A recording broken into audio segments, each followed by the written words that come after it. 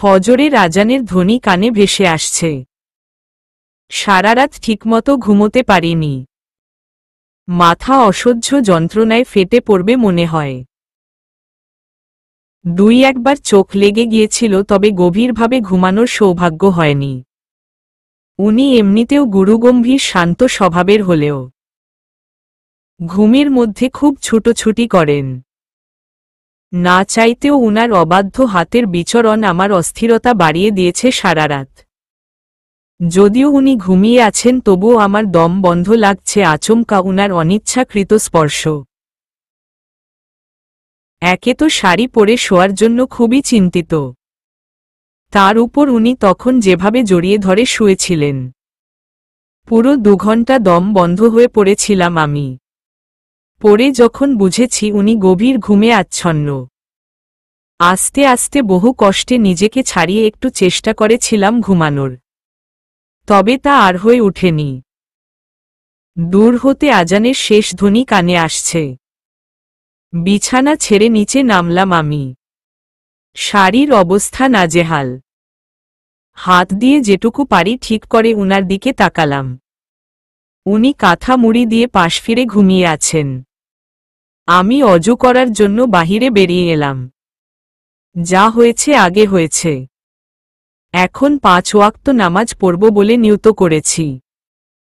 বিবাহিত জীবনের শুরুটা আল্লাহর নাম নিয়ে শুরু করার সিদ্ধান্ত নিয়ে ঘরের দরজা খুললাম।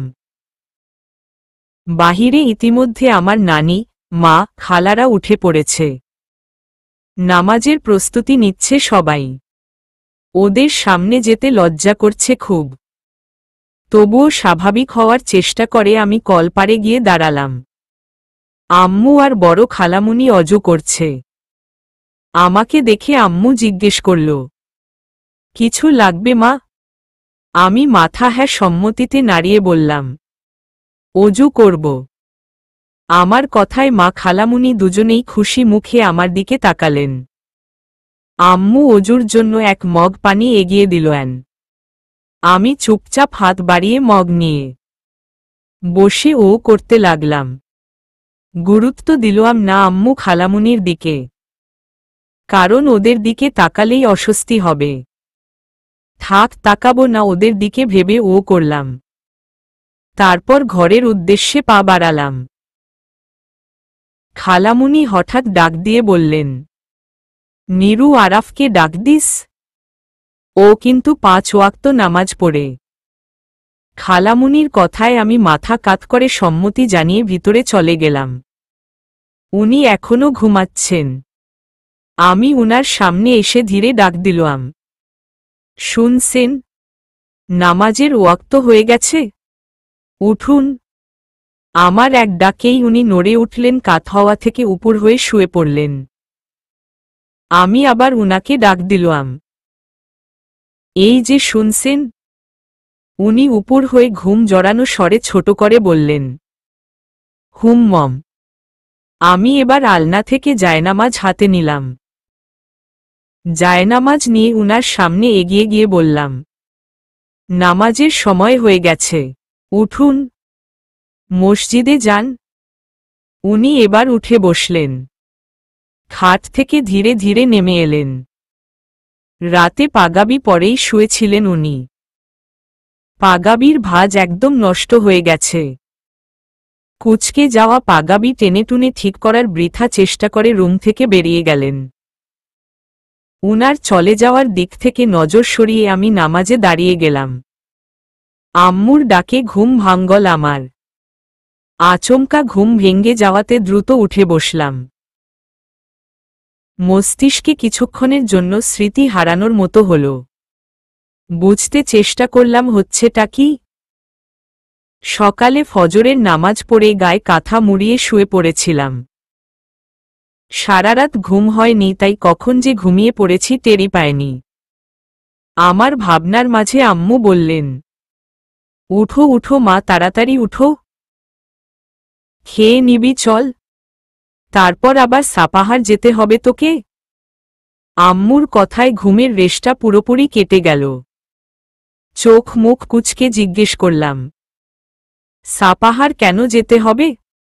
আম্মু আমার হাত ধরে আমাকে টেনে তুলতে তুলতে বললেন, তোর শ্বশুর দেশে ফিরে প্রথমেই এখানে এসেছে। উনি পরশু চলে যাবেন, তাই বাড়ি যাবেন আজ। তোকেও সঙ্গে নিয়ে যাবেন। কয়েকদিন পর আরাফ তোকে একেবারে রাজশাহী রেখে আসবে।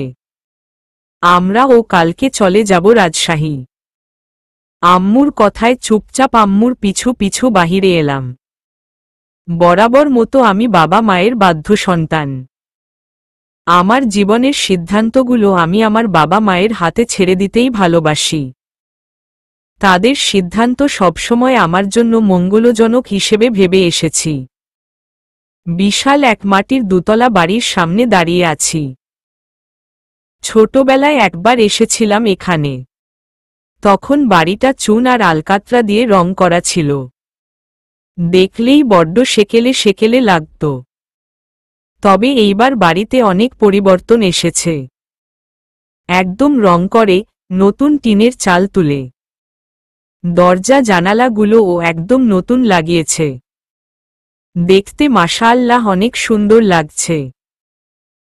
ছোট থেকে একটা স্বপ্ন ছিল শ্বশুর বাড়ি মাটির হবে। প্রকৃতি প্রেমী হিসেবে মাটির বাড়িও আমার পছন্দের লিস্টে। আমাদের রাজশাহী, নওগাঁতে অসংখ্য মাটির বাড়ি আছে। এই বাড়িগুলো দেখতে এতটাই মনোমুগ্ধকর, চোখ ধাঁধানো যে যারা কখনো এমন মাটির বাড়ি দেখিনি তারা কখনোই বাহিরে থেকে বুঝতে পারবে না এগুলো আসলে মাটির বাড়ি। বাড়ির সদর দরজা খুললেন একটা লোক। বাড়িটা উনি দেখাশোনা করেন। শুনলাম উনি বড় খালুর এক চাচাতো ভাই। সবার অবর্তমানে বাড়ির দেখাশোনা উনিই করেন। উনি দরজা খুলে দিয়ে খালামুনির হাতে চাবি তুলে দিয়ে চলে যেতে লাগলেন। যাওয়ার সময় খালামুনিকে উদ্দেশ্য করে বললেন, ভাবি দুপুরে আমার বাসায় খাবেন? এখন আর রান্না করতে হবে না। আমি বাসায় রান্না করতে বলে দিয়েছি আপনাদের জন্য। উনার কথায় খালামুনি সৌজন্য বোধ হাসলেন। হাসি মুখে বললেন, ঠিক আছে মুরাদ, আমরা ফ্রেশ হয়ে রেস্ট নিয়ে যাব তোমার উইখানে। খালামুনির কথায় লোকটা খুশি হলেন। খুশিতে গদ গদ করতে করতে চলে গেলেন। আমি পা রাখলাম ভেতরে। আরাফ ভাইয়া আর বড় খালু দরজা খুলেই ভেতরে চলে গেছেন। আমি আর খালামুনি একসাথে ভেতরে গেলাম। সদর দরজা দিয়ে ঢুকতেই বিশাল উঠোন। উঠোনের চারপাশের দেওয়ালটা ইটের পাকা দেওয়াল মনে হচ্ছে। পুরো উঠোনের মেঝে একদম প্লাস্টার করা। উঠোনের মাঝে মাঝে দেখালাম মোট 3টা গাছ। একটা জামরুল গাছ, একটা জাম্বুরা গাছ, আর একটা বড়ই গাছ। গাছগুলো দেখে মনে হচ্ছে খালুর বাবা দাদুর আমলের। বড়ইয়ের গাছে দেখলাম বড়ই ধরে আছে। জাম্বুরা গাছে ফুল ফুটেছে অনেক। ফুলের মিষ্টি সুগন্ধে পুরো বাড়ি মৌ মৌ করছে। উঠোনের বামপাশে দেখলাম একদম আধুনিক টয়লেট, বাথরুম টাইলস সজ্জিত। মনে হলো এই বাড়ি এগুলো করা হয়েছে একদম চকচকে নতুন সব। উঠোন পেরিয়ে বাড়ির ভেতরে পা রাখলাম। ভেতরে লম্বা বারান্দা ঘর। তার ভিতরে রয়েছে 2টা মেইন ঘর। খালামুনি তার মধ্যে একটা ঘরে ঢুকলেন। খালামুনির পিছনে আমিও ভেতরে ঢুকলাম।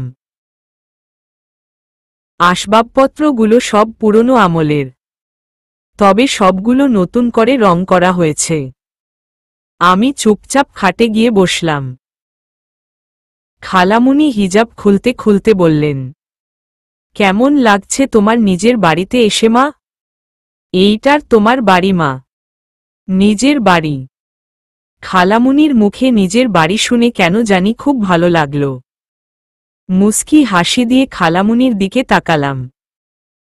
খালামুনি বোরখা খুলতে খুলতে বললেন, বাড়িটা ভেঙে ইটের পাকা দালান করতে চেয়েছিলাম। আরাফ করতে দেবে না। ওর কথা বাড়ি করলে অন্য জায়গায় কর, তবু এই বাড়ি ভাঙতে দিব না। একমাত্র ছেলে আমার, যা আছে সব ওর, তাই ওর মন মতো এই বাড়ি ঠিকঠাক করলাম। খালামুনির কথায় আমি মুচকি হেসে বললাম, আমার ও মাটির বাড়ি অনেক পছন্দের। খুব সুন্দর লেগেছে বাড়িটা।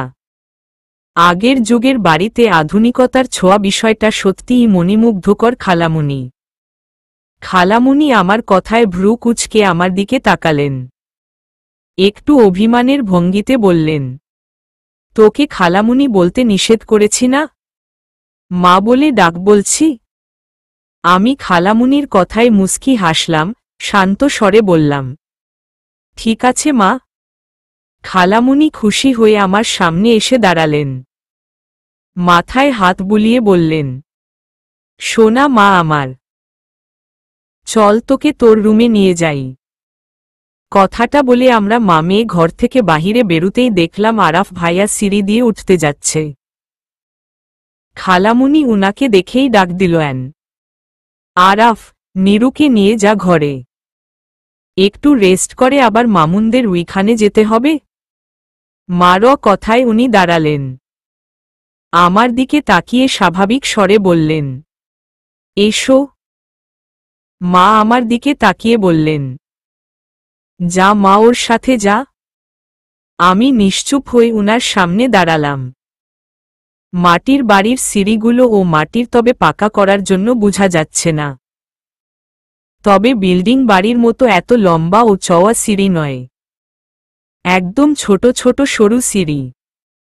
আমি প্রথমে উপরে উঠলাম। নিচের মতো এখানেও প্রথমে বারান্দা ঘর, তারপর ভেতরে মেইন ঘর। বারান্দায় ঘরের সামনে দেখলাম একটা ছোট দরজা। ঘরের মধ্যে না গিয়ে আমি বারান্দার দরজার পাশে দাঁড়িয়ে দরজাটা খুলে দিলাম। মুহূর্তেই মুগ্ধ হয়ে গেলাম আমি। কি সুন্দর কাঠ দিয়ে তৈরি লম্বা খোলা বেলকুনি, এক বুক পর্যন্ত কাঠ দিয়ে কারুকাজ করে বাঁধানো। উপরের খাড়া টিনের চালার শেষ প্রান্ত একদম বেলকুনিটা ঢেকে রেখেছে। বৃষ্টি হলে বেলকুনিতে পড়বে না। এবং পুরো বেলকুনিতে হরেক রকমের টবে ফুলের গাছ, বিভিন্ন ধরনের ফুল ফুটে আছে তাতে। মাটির বাড়িতে এই বেলকুনিগুলোকে আমাদের এলাকায় সচরাচর টব বারান্দা বা রেলিং বলে। মাটির বাড়িতে এমন বহু বেলকুনি দেখলেও এই প্রথম দেখলাম এত ফুলের গাছ লাগানো।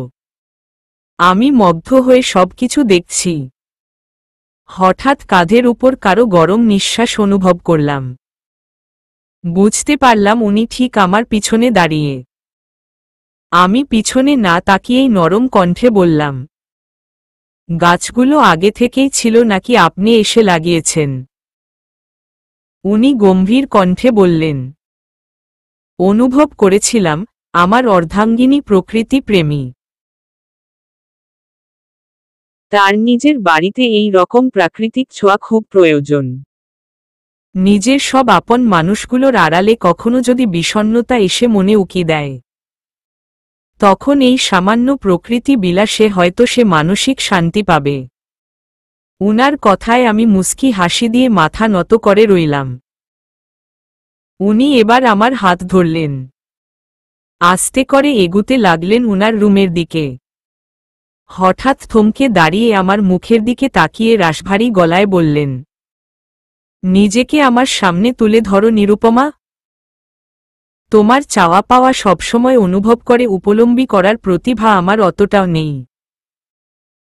দিন শেষে আমিও মানুষ। ভুল হয়তো আমারও হতে পারে। এই শহরে চোখের ভাষা বোঝার ক্ষমতা শুধু উপন্যাসের চরিত্রগুলোর মাঝে থাকে, আমাদের মতো অতি সাধারণদের নয়। কথাটা শেষ করে উনি ঘরে প্রবেশ করলেন। মাথা নিচু করে উনার পিছু পিছু ঘরে ঢুকতে ঢুকতে ধীর কণ্ঠে বললাম, আমার চোখের ভাষা বোঝার ক্ষমতা ইনশাআল্লাহ আপনার আছে। আপনি তো বরাবরই আমার কাছে অসাধারণ। লাগেজ থেকে কাপড়গুলো বের করে আলমারিতে গুছিয়ে রাখছিলাম। দুপুরে মামুন চাচাদের বাড়ি থেকে খেয়ে বাসায় ফিরে শুয়ে পড়েছিলাম। আরাফ ভাইয়া নেই। দুপুরের খাবার খেয়েই উনি কোথায় যেন বেরিয়েছেন। মা আর বাবা নিচে উনাদের ঘরে আরাম করছেন। ঠিক করেছি উনাদের আর খালা খালু বলে ডাকব না। দুজনেই খুব চাইছে আমি উনাদের বাবা মা বলে ডাকি। তাই যেটুকু লজ্জা দ্বিধা পেরেছি দূরে সরিয়ে উনাদের বাবা মা ডাকতে শুরু করেছি। আমাদের ঘরটা অনেক বড়। মাঝখানে একটা পুরনো আমলের খাট পাতানো রয়েছে। খাটের একপাশে সুন্দর একটা আগের ডিজাইনের ড্রেসিং টেবিল, আর অপর পাশে একটা আলমারি। দরজার ডান পাশে রয়েছে একটা আলনা। ঘরে সব আসবাবপত্রগুলো কাঠের। আমার দাদি শাশুড়ি নাকি অনেক শৌখিন মানুষ ছিলেন। তিনি এগুলো বানিয়েছিলেন। আমাদের এই ঘরটাও নাকি উনার ছিলেন। এই রুমেই দাদুর সাথে থাকতেন তিনি। যদিও পুরনো সবকিছু আরাফ ভাইয়া নিজের মতো করে সাজিয়েছেন। আসবাবপত্রগুলো সব নতুন করে রং করিয়েছেন। কথাগুলো ভাবতে ভাবতে নিজের কাপড়গুলো সব আলমারিতে তুলে রাখলাম। উনার ল্যাগেজটা এখনো খোলা হয়নি। একবার ইচ্ছে হলো উনার ল্যাগেজটা খুলে উনার কাপড়গুলো ও গুছিয়ে রাখি আলমারিতে। পরবর্তীতে ভাবলাম থাক উনি আসুক, উনাকে জিজ্ঞেস করে এই সব গুছিয়ে রাখব। আমার ভাবনার মাঝেই কেউ বারান্দার রুমের দরজা খুললেন। আমি ঘরের দরজা দিয়ে উকি দিয়ে বুঝতে চেষ্টা করলাম কে এসেছে। কাউকে দেখতে না পেয়ে দরজায় কাছে সবে যাব বলে এক পা এগুতেই উনি দরজার সামনে হাজির হলেন। উনি আইস কালারের প্যান্ট আর সাদার উপর কালো চেক শার্ট পরেছেন। মাশাআল্লাহ, উনাকে দেখতে অনেক সুন্দর লাগছে। আমি একবার উনার দিকে আর চোখে তাকিয়ে আবার আলমারির কাছে আসলাম। যদিও এখন কোনো প্রয়োজন নেই আমার আলমারিতে, তবুও উনার সামনে চুপচাপ দাঁড়িয়ে থাকতে কেমন যেন অস্বস্তি হচ্ছে। তাই অযথায় আলমারির কাপড় নাড়চাড় করতে লাগলাম। হঠাৎ কানে ভেসে এলো উনার কাতর কণ্ঠের ডাক, নিরুপমা। উনি আমাকে বহুবার ডেকেছেন, তবে এমন কষ্ট পেয়ে কাতর হয়ে কখনো ডাকেননি। উনার ডাক শুনে আমার কলিজায় মোচড় দিয়ে উঠল। আমি দ্রুত পিছনে ঘুরে উনাকে লক্ষ্য করলাম। চোখ মুখ কেমন ফ্যাকাশে দেখাচ্ছে উনার। আমি উনার চোখের দিকে তাকিয়েই উনার সামনে এসে দাঁড়ালাম। অবাক চোখে তাকিয়ে উত্তেজিত হয়ে জিজ্ঞেস করলাম, কি হয়েছে আপনার? এমন ফ্যাকাশে কেন দেখাচ্ছে আপনাকে? আমার প্রতি উত্তরে উনি কিছু বললেন না। লালবর্ণ চোখে আমার চোখের দিকে তাকিয়ে উনার ডান হাতটা সামনে ধরলেন। আমি এতক্ষণ উনার মুখের দিকে তাকিয়েছিলাম। হঠাৎ উনার হাত সামনে নিয়ে আসাতে আমি সশব্দে শিউরে উঠলাম। বিস্ফোরিত চোখে উনার হাত ধরে চিৎকার দিয়ে বলে উঠলাম, কি হয়েছে? কি হয়েছে আপনার হাতে? আল্লাহ আল্লাহ, এত রক্ত কেন? আমার হঠাৎ উনার হাত ধরাতে উনি আঁতকে উঠলেন। অনুভব করলাম উনার খুব কষ্ট হচ্ছে। হাতটা পুরো রক্তাক্ত হয়ে আছে। বুঝতে পারছি না ঠিক কি হয়েছে। উনার বাম হাত ধরে উনাকে খাটে এনে বসালাম। আলমারি থেকে আমার একটা সুতি নরম ওড়না বের করে উনার হাতের রক্ত মুছে দিতে দিতে কাঁপা কাঁপা গলায় বললাম, কি হয়েছে বলুন না। উনি আমার ওড়না দিয়ে হাতটা চেপে ধরলেন। চোখ মুখ লাল হয়ে গেছে উনার, বুঝতে পারছি খুব কষ্ট হচ্ছে উনার। তবুও উনি একদম স্বাভাবিক স্বরে বললেন, ছোট খাটো একটা অ্যাক্সিডেন্ট হয়েছে বাইক নিয়ে। এমনিতেই আমি ভীতু স্বভাবের মেয়ে। কাটা ছেঁড়া অ্যাক্সিডেন্ট এগুলো চোখের সামনে দেখলে ফিট হয়ে পড়ে থাকি। রক্ত দেখলে গা কাঁপুনি দিয়ে উঠে আমার। উনার হাতের অবস্থা দেখে চোখ টলমল করতে শুরু হয়ে গেছে। উনার মুখে অ্যাক্সিডেন্ট শুনে ফি করে কেঁদে উঠলাম। রাগে অভিমানে দৌড়ে বারান্দার রুমের দরজায় গেলাম। এক সিঁড়িতে পা রেখে নিচে উদ্দেশ্য করে কাঁদতে কাঁদতে ডাকতে লাগলাম, মা, মা, মা, জলদি এসো, তাড়াতাড়ি এসো। আমার চিৎকারে মা বাবা দুজনেই সিঁড়ির নিচে এসে দাঁড়ালেন। আমাকে দেখতে পেয়ে বিচলিত হয়ে বললেন, কি হয়েছে মা? উনার কথায় তাড়াতাড়ি এসো বলে দৌড়ে আবার ঘরের মধ্যে গেলাম। সেকেন্ডের ভেতর মা বাবা দুজনেই উপরে আসলেন। উনি মাথা নিচু করে বিছানায় বসে আছেন। আমি সামনে দাঁড়াতেই আমার দিকে একবার তীক্ষ্ণ দৃষ্টিতে তাকালেন। মা তড়িঘড়ি উনার পাশে বসলেন। বাবা দাঁড়িয়ে রইলেন উনার পাশে। হাতের দিকে ইশারা করে বাবা বললেন, আরাফ, কি হয়েছে বাবা? মা উনার রক্তাক্ত হাতটা আলতো করে ধরে মার কোলে নিলেন। ওড়নাটা সরিয়ে হাত দেখতে লাগলেন। বিস্মিত হয়ে জিজ্ঞেস করলেন, কিভাবে হলো বাবা? উনি এবার তীক্ষ্ণ দৃষ্টিতে আমার দিকে তাকিয়ে রাশভারী গলায় বললেন, আমার যদি মা বাবাকে জানানোর ইচ্ছে থাকত, তবে কি রক্তাক্ত হাতে তোমার কাছে ছুটে আসতাম? বোকা মেয়ে এটুকুও সামলাতে পারলে না। শেষের বাক্যটা বলতেই উনি মুচকি হেসে উঠলেন। উনার কথায় আমি বোকা বনে দাঁড়িয়ে রইলাম। মা ড্রেসিং টেবিলের ড্রয়ার থেকে ফার্স্ট এইড বক্স বের করে উনার পাশে বসলেন।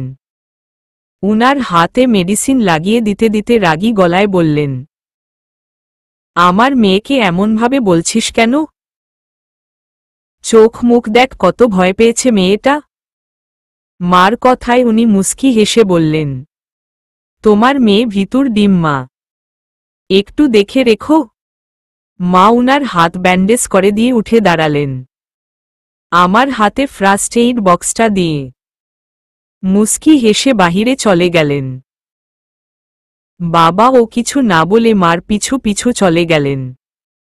উনি স্বাভাবিকভাবেই আমার দিকে চেয়ে আছেন। আমি ফার্স্ট এইড বক্সটা ড্রেসিং টেবিলের ড্রয়ারে রাখলাম। উনি রাশভারী গলায় বললেন, আমার সামনে এসে বসো। উনার কথায় গুটি গুটি পায়ে এগিয়ে গেলাম। উনার দিকে এক পলক তাকিয়ে নিঃশব্দে উনার পাশে বসে পড়লাম। উনি আমার দিকে তাকিয়ে একটু অভিমানের ভঙ্গিতে বলল, আমাকে ছোট ছোট ভালোবাসা থেকে বঞ্চিত করতে তোমার বিবেকে বাধে না? উনার কথায় ভ্রু কুঁচকে উনার দিকে তাকালাম। মিনমিনে গলায় বললাম, বুঝতে পারছি না কি বলছেন। উনি এবার বিরক্ত হলেন মনে হয়। বিরক্তিতে ভ্রু কুঁচকে গম্ভীর গলায় জিজ্ঞেস করলেন, তুমি কখনো কি বোঝ আমাকে? আমার চোখের ভাষা বোঝার চেষ্টা কর, নাকি আমার ছোট ছোট চাওয়া পাওয়ার খোঁজ রাখো? বুঝতে পারলাম কথাগুলো উনি খুব অভিমান নিয়ে বললেন। আমি যে একটু বেশিই চুপচাপ। বিষয়টা সত্যিই উনার জন্য বিরক্তির। সেটা একটু হলেও উপলব্ধি করতে পেরেছি। তবে স্বভাবসুলভ আমি একটু শান্ত। তার উপর বিয়ের পর থেকে কেমন যেন ভয়, লজ্জা, দ্বিধা সব যেন আরও পেয়ে বসেছে আমাকে। চেষ্টা করেও এই অস্বস্তি থেকে বের হতে পারছি না। আমার ভাবনায় উনি হাত দিয়ে চোখের সামনে ইশারা করলেন। মুচকি হেসে বললেন, এখন আমাকে নিয়ে এত ভাবতে হবে না। এত কষ্ট করে ছুটে আসলাম তোমার কাছে, আর তুমি? কথাটা বলে উনি অভিমান নিয়ে চুপ করে রইলেন। উনার অভিমান আমার বুকে তীব্র আঘাত করল মনে হয়। অপরাধ বোধে মন খারাপ হয়ে গেল। সত্যিই নিজেকে বোকা মনে হল। চোখ ছলছল করে উঠল। মাথা নত করেই শান্ত স্বরে বললাম, সরি, এরপর থেকে প্লিজ আমাকে আপনার চাওয়া পাওয়াগুলো বলবেন। আমি চোখের ভাষা বুঝতে পারি না। আমার কথায় উনি তাসিল্যের হাসি হাসলেন। বাম হাত দিয়ে আমার একটা হাত আলতো করে ধরে নরম স্বরে বললেন, চোখের ভাষা বুঝতে হলে চোখের দিকে তাকাতে হয় নিরুপমা। আমি কি পারতাম না বাইক অ্যাক্সিডেন্টের পর হাসপাতালে গিয়ে চিকিৎসা করতে? পারতাম না আম্মু আব্বুকে বলতে, কেন তোমার কাছে ছুটে এসেছি? কেন তোমার কাছে আবদার করেছি? তুমি কি সত্যিই বোঝো না? উনার কথায় ছল ছল চোখে উনার দিকে তাকালাম। উনি আমার দিকে মোহময় চোখে তাকিয়ে আছে। আমি উনার চোখের দিকে গভীরভাবে তাকালাম। বুঝতে চেষ্টা করলাম চোখের ভাষা বলতে কি বোঝায়। চোখের ভাষা পড়ার ক্ষমতা কি আমার মধ্যে আছে? কিছুক্ষণ অপলক তাকিয়ে থেকে অনুভব করতে চাইলাম উনার চোখের ভাষা। তবে আফসোস আমি ব্যর্থ হলাম। শুধু অনুভব করলাম উনার মাতাল করা চাহনি আমাকে খুন করে ফেলবে। বেশিক্ষণ এভাবে তাকিয়ে থাকলে আমি ঝলসে যাব। উনার চোখের ভাষা পড়তে না পারলেও অনুভব করলাম আসলে আমি কি চাই। বড্ড ইচ্ছে করছে মানুষটিকে জড়িয়ে ধরতে, উনার বুকে মাথা রেখে শান্তির নিঃশ্বাস ফেলতে, উনার কপালে ভালোবাসার পরশ আঁকিয়ে দেওয়ার প্রবল ইচ্ছে হল। তবে ইন্ট্রোভার্ট স্বভাবের কারণে চুপচাপ চেয়ে রইলাম শুধু। কিছু করার সাহস সঞ্চয় করতে পারলাম না। উনি মৃদু হেসে এক হাত আমার গালে রাখলেন। উনার হাতের স্পর্শে আমি শিউরে উঠলাম। চোখ বন্ধ করতেই চোখ গড়িয়ে ঝরে পড়ল এতক্ষণের জমে থাকা অশ্রু। উনি বুড়ো আঙুল দিয়ে গালে একটু একটু স্লাইড করতে করতে মোহময় স্বরে বললেন, নিজেকে প্রকাশ কর নিরুপমা, নিজেকে আমার সামনে মেলে ধর। যদি ছুতে ইচ্ছে হয় ছুঁয়ে দেও, যদি ভালোবাসতে ইচ্ছে হয় ভালোবাসো। নিজের ইচ্ছেগুলো অপূর্ণ রাখতে নেই প্রিয়। সেই অপূর্ণতা তোমাকে একসময় অনুশোচনায় ফেলতে পারে। কখনো যদি হারিয়ে যাই হৃদয় ক্ষতবিক্ষত হতে পারে। তখন তুমি বলবে, হায় আফসোস, তাকে ছুঁয়ে দেখার তীব্র ইচ্ছে আমার পূরণ হল না। এই আফসোস কথাটা তোমার জীবনে আমি চাই না প্রিয়। উনার কথাগুলো আমার হৃদয়ে ঝড় তুলে দিল ক্রমশ। উনি হারিয়ে যাবেন যখন বললেন আমি শিউরে উঠেছি তখন। চোখ থেকে অনবরত নোনা পানি ঝরে পড়ছে। নিঃশ্বাস ভারী হয়ে আসছে আমার। চোখ বুজে ঘন ঘন শ্বাস ছাড়ছি।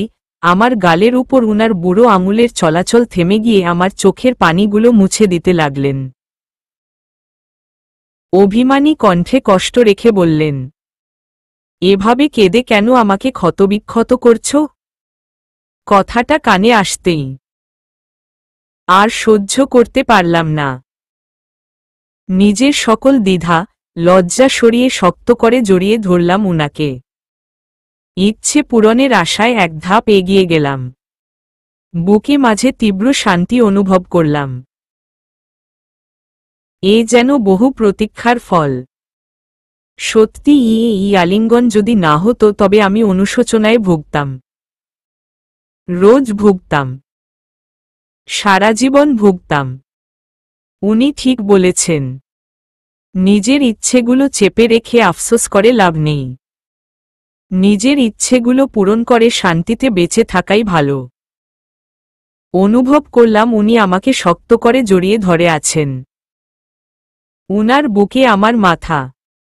উনাকে দেখার কেন জানি না তীব্র লোভ হল আমার। কিছু না ভেবেই মুখ তুলে তাকালাম। উনার বুকে থুতনি রেখে উনার মুখের দিকে তাকালাম। উনি মুস্কি হেসে আমার নাকে নাক ঘষলেন।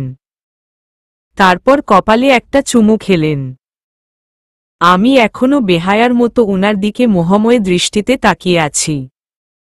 উনি আমার দিকে তাকিয়ে ভ্রু উঁচিয়ে বোঝাতে চাইলেন কি হয়েছে। আমি উনার বুক থেকে মাথা তুললাম। দুই হাতে উনার গাল ধরে মাথা হেলিয়ে কপালে একটা গাঢ় চুম্বন করলাম। তারপর উনাকে কিছু বলার সুযোগ না দিয়ে আবার উনাকে শক্ত করে জড়িয়ে ধরলাম। লজ্জায় মিনমিনে স্বরে বললাম, আমি না হয় বোকায় রয়ে গেলাম। চোখের ভাষা পড়ার মতো কঠিন কাজেও হেরে গেলাম। আপনি তো পড়তে পারেন আমার চোখের ভাষা। তবে আপনিই আমায় শিখিয়ে দিবেন, বুঝিয়ে দেবেন আপনার কি চাই। অনুশোচনা করার কোনো সুযোগ আমাকে দেবেন না? আমার কথায় উনি হেসে উঠলেন। এক হাত দিয়ে আমার মাথা বুলিয়ে দিতে দিতে বললেন, ভালোবাসায় দ্বিধা রাখতে নেই, ভালোবাসায় সংকোচ রাখতে নেই, ভালোবাসায় ইগো রাখতে নেই, ইচ্ছেগুলো অপূর্ণ রাখতে নেই। সবার আগে বুঝো তুমি কি চাও, তোমার কি প্রয়োজন। নিজের চাওয়া পাওয়া যখন তুমি বুঝতে শিখবে, তখন দেখবে আমার চোখের ভাষাও তুমি বুঝে গেছ। বিকেলে বাবা বাজার থেকে একটা রাজহাঁস কিনে নিয়ে এসেছেন। আবদার মাটির চুলোয় রেঁধে খাওয়াতে হবে, একদম ঝাল ঝাল ভুনা, সাথে ইলিশ মাছের লেজের ভর্তা, রুই মাছের মাথা দিয়ে বুটের ডালের মুড়িঘণ্ট। উঠোনের একপাশে মাটির চুলার রান্নাঘর। আমি আর মা সব জোগাড়পত্র করতেছি। আমাদের সাথে রয়েছে ময়না নামের একটা মেয়ে, বয়সে আমার সমবয়সী হলেও। 2 বাচ্চার মা ময়না। ক্লাস 7-এ থাকতে বিয়ে হয় ময়নার। বিয়ের পর মাশাআল্লাহ ভালোই সুখের ছিল তাদের সংসার। ওর স্বামী নাকি চার্জার ভ্যান চালক ছিলেন। একটা ছেলে আর একটা মেয়ে আছে ময়নার। তবে গত বছর ওর স্বামীর অ্যাক্সিডেন্টে মৃত্যু হয়। বেচারির স্বামী মারা যাওয়ার 2 মাস পরই ওর শাশুড়ি বাড়ি থেকে বের করে দিয়েছে। এখানে বাবার বাড়ি ময়নার। 2 সন্তান নিয়ে বাবা মার কাছে এসেও শান্তি নেই। ভাইয়ের বউরা দুচোখে সহ্য করতে পারত না। বেচারির নাকি অনেক কষ্টে দিন যাচ্ছিল। গত বছর বাবা একা দেশে এসেছিলেন। ময়নার বাবা আমার শ্বশুর বাবার সাথে ময়নার বিষয়ে বলেছিলেন। তখন বাবা পরামর্শ দেয় যে ময়নার ছেলেকে মাদ্রাসায় ভর্তি করাতে। ছেলেটির পড়াশোনার খরচ বাবাই দিবে। আর ময়নাকে সপ্তাহে 2 দিন আমাদের বাড়ি পরিষ্কার করার দায়িত্ব দেয়। এতে ময়নাকে মাসে 5,000 টাকা করে বেতন দেয় বাবা। ময়না তার মেয়েকে নিয়ে যেন ভালোভাবে চলতে পারে। আলহামদুলিল্লাহ ময়নার এখন আর কষ্ট নেই। এখন আর ভাই ভাবি ও কিছু বলে না। কথাগুলো ময়না আমাকে বলছিল আর মশলা পিষতেছিল। আমি ওর কথা মনোযোগ দিয়ে শুনছিলাম আর পেঁয়াজ রসুন কাটছিলাম। ময়নার কথায় আমার কষ্ট হয়েছে ঠিকই, তবে কান্না পাওয়ার মতো কষ্ট হয়নি। কিন্তু পেঁয়াজ কাটতে গিয়ে পেঁয়াজের ঝাঁঝে আমার চোখ জ্বালা শুরু হয়ে গেছে। চোখ থেকে অলরেডি পানিও পড়তে শুরু হয়েছে। নাক টেনে চোখ মুছতে মুছতে কাটাকুটি করছিলাম। হঠাৎ উঠোনের পাশের জামরুল গাছের নিচে উনি একটা চেয়ার টেনে বসতে বসতে দুষ্টুমি হেসে ময়নাকে উদ্দেশ্য করে বললেন, দেখছিস ময়না, তোর দুঃখের গল্পে তোরই চোখে পানি নেই, আর এইদিকে তোর ভাবি কেঁদে ভাসিয়ে দিচ্ছে। উনার কথায় ময়না মা দুজনেই শব্দ করে হেসে দিল। আমি নাক টেনে চোখ মুছে রেগে উনার দিকে তাকালাম। গাল ফুলিয়ে চুপচাপ নিজের কাজ করতে লাগলাম। মা এবার হাসি থামিয়ে আমার পক্ষ নিয়ে উনাকে ধমকের স্বরে বললেন, চুপ কর তো আরাফ, শুধু শুধু মেয়েটাকে রাগিয়ে দিচ্ছিস। পেঁয়াজের ঝাঁঝে ওর চোখমুখের এই অবস্থা আর তোর শুধু মজা করা। মা কথাটা শেষ করতেই ময়না আমার সামনে এসে বসল। স্বাভাবিক স্বরে বলল, ভাবি দেন, আমাকে দেন, আমি কাইটা নিচ্ছি। আপনি চোখ মুখে একটু পানি দেন।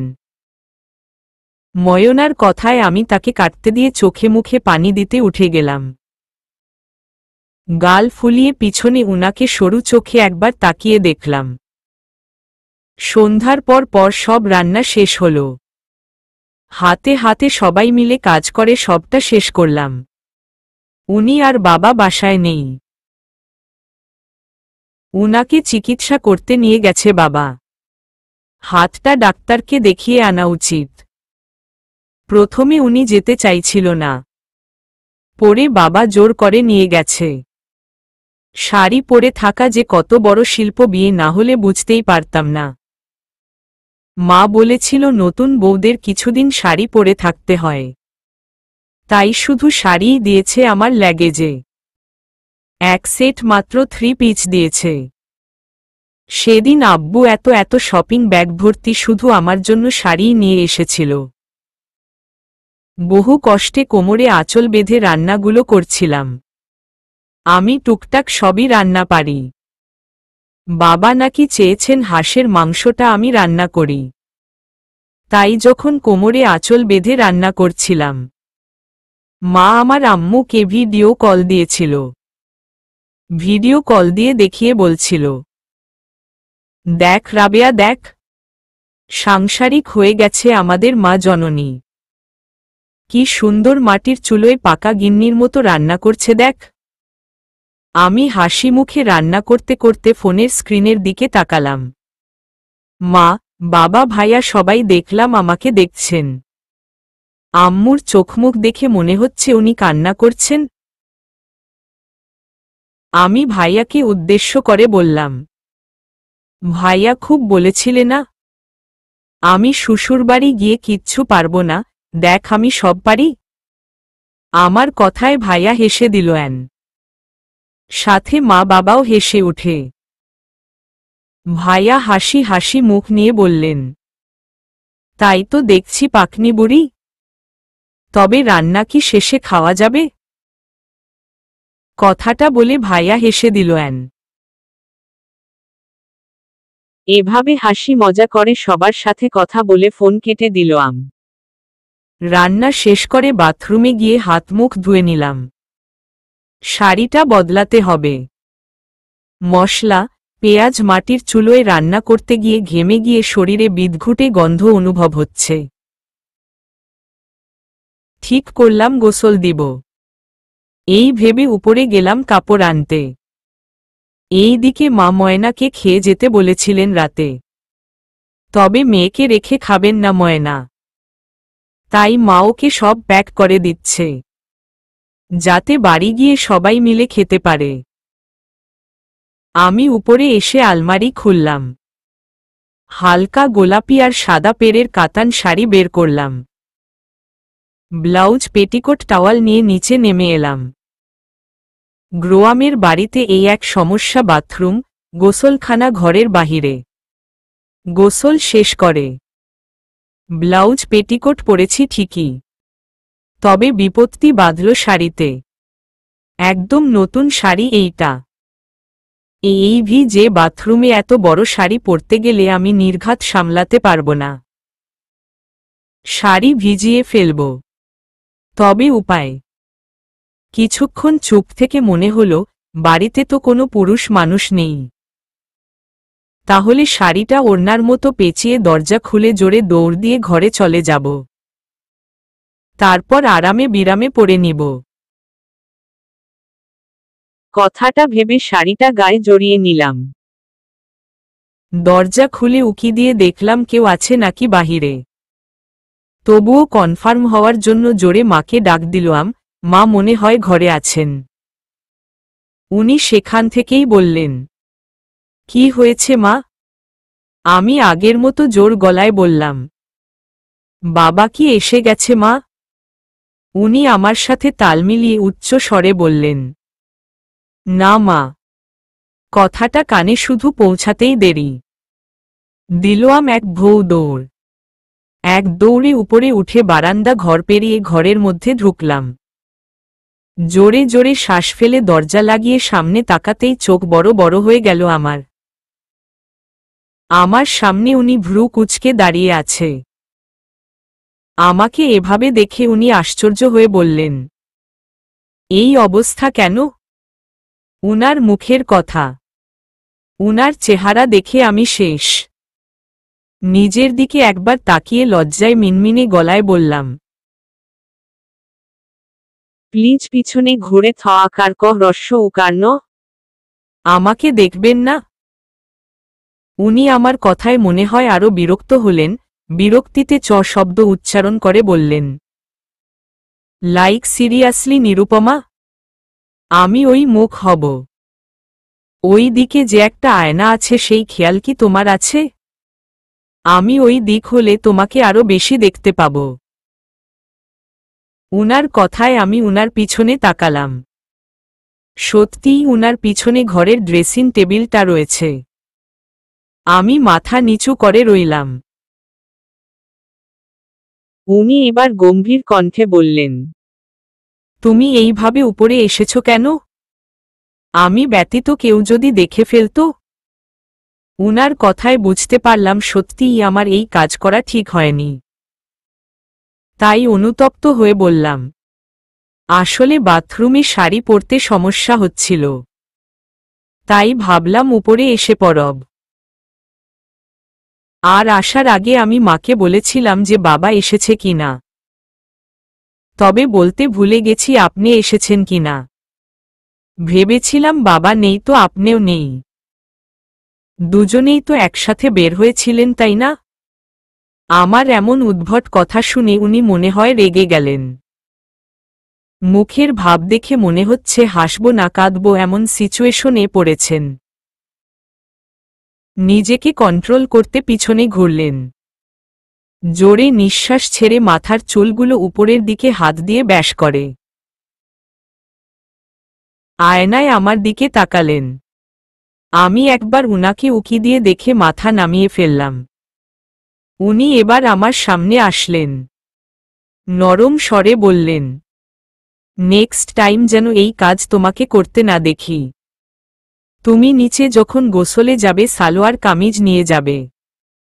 সেগুলো পরে উপরে এসে তারপর শাড়ি পরবে, ঠিক আছে? উনার কথায় আমি মাথা কাত করে সম্মতি জানালাম। উনি এবার আমার দিকে তাকিয়ে দুষ্টু হাসি দিয়ে বলল, একটু আগে যে ছাগল মার্কা এক্সকিউজ দিল, সেই রকম এক্সকিউজ ভবিষ্যতে যদি দেও কঠোর শাস্তি হবে, কিন্তু তোমার কঠোর শাস্তি। শেষের কথাগুলো বলতে বলতে উনি আমার খুব কাছে চলে এলেন। নিচু হয়ে আমার কপালে কপাল ঠেকিয়ে মোহময় গলায় বললেন, আমার সামনে তুমি যেভাবে খুশি সেভাবে আসতে পারো। এই অধিকারটা শুধু আমার, একান্তই আমার। উনার এত কাছে আসাতে আমি কেঁপে উঠলাম। আজকাল লক্ষ্য করেছি মানুষটা কাছে আসলে কেমন কেমন হয় আমার। বিষাক্ত ইচ্ছেরা শরীরে উকি ঝুঁকি দেয়। মানুষটার ভালোবাসা পাওয়ার তীব্র আকাঙ্ক্ষা হয়। কেমন যেন নিজেকে বেসামাল বেসামাল লাগে। আমার অস্থিরতার মাঝে উনি গরম নিঃশ্বাস ছেড়ে আবেদনময় স্বরে বললেন, শাড়িটা পরিয়ে দিই? উনার কথায় চোখ মেলে তাকায় আমি।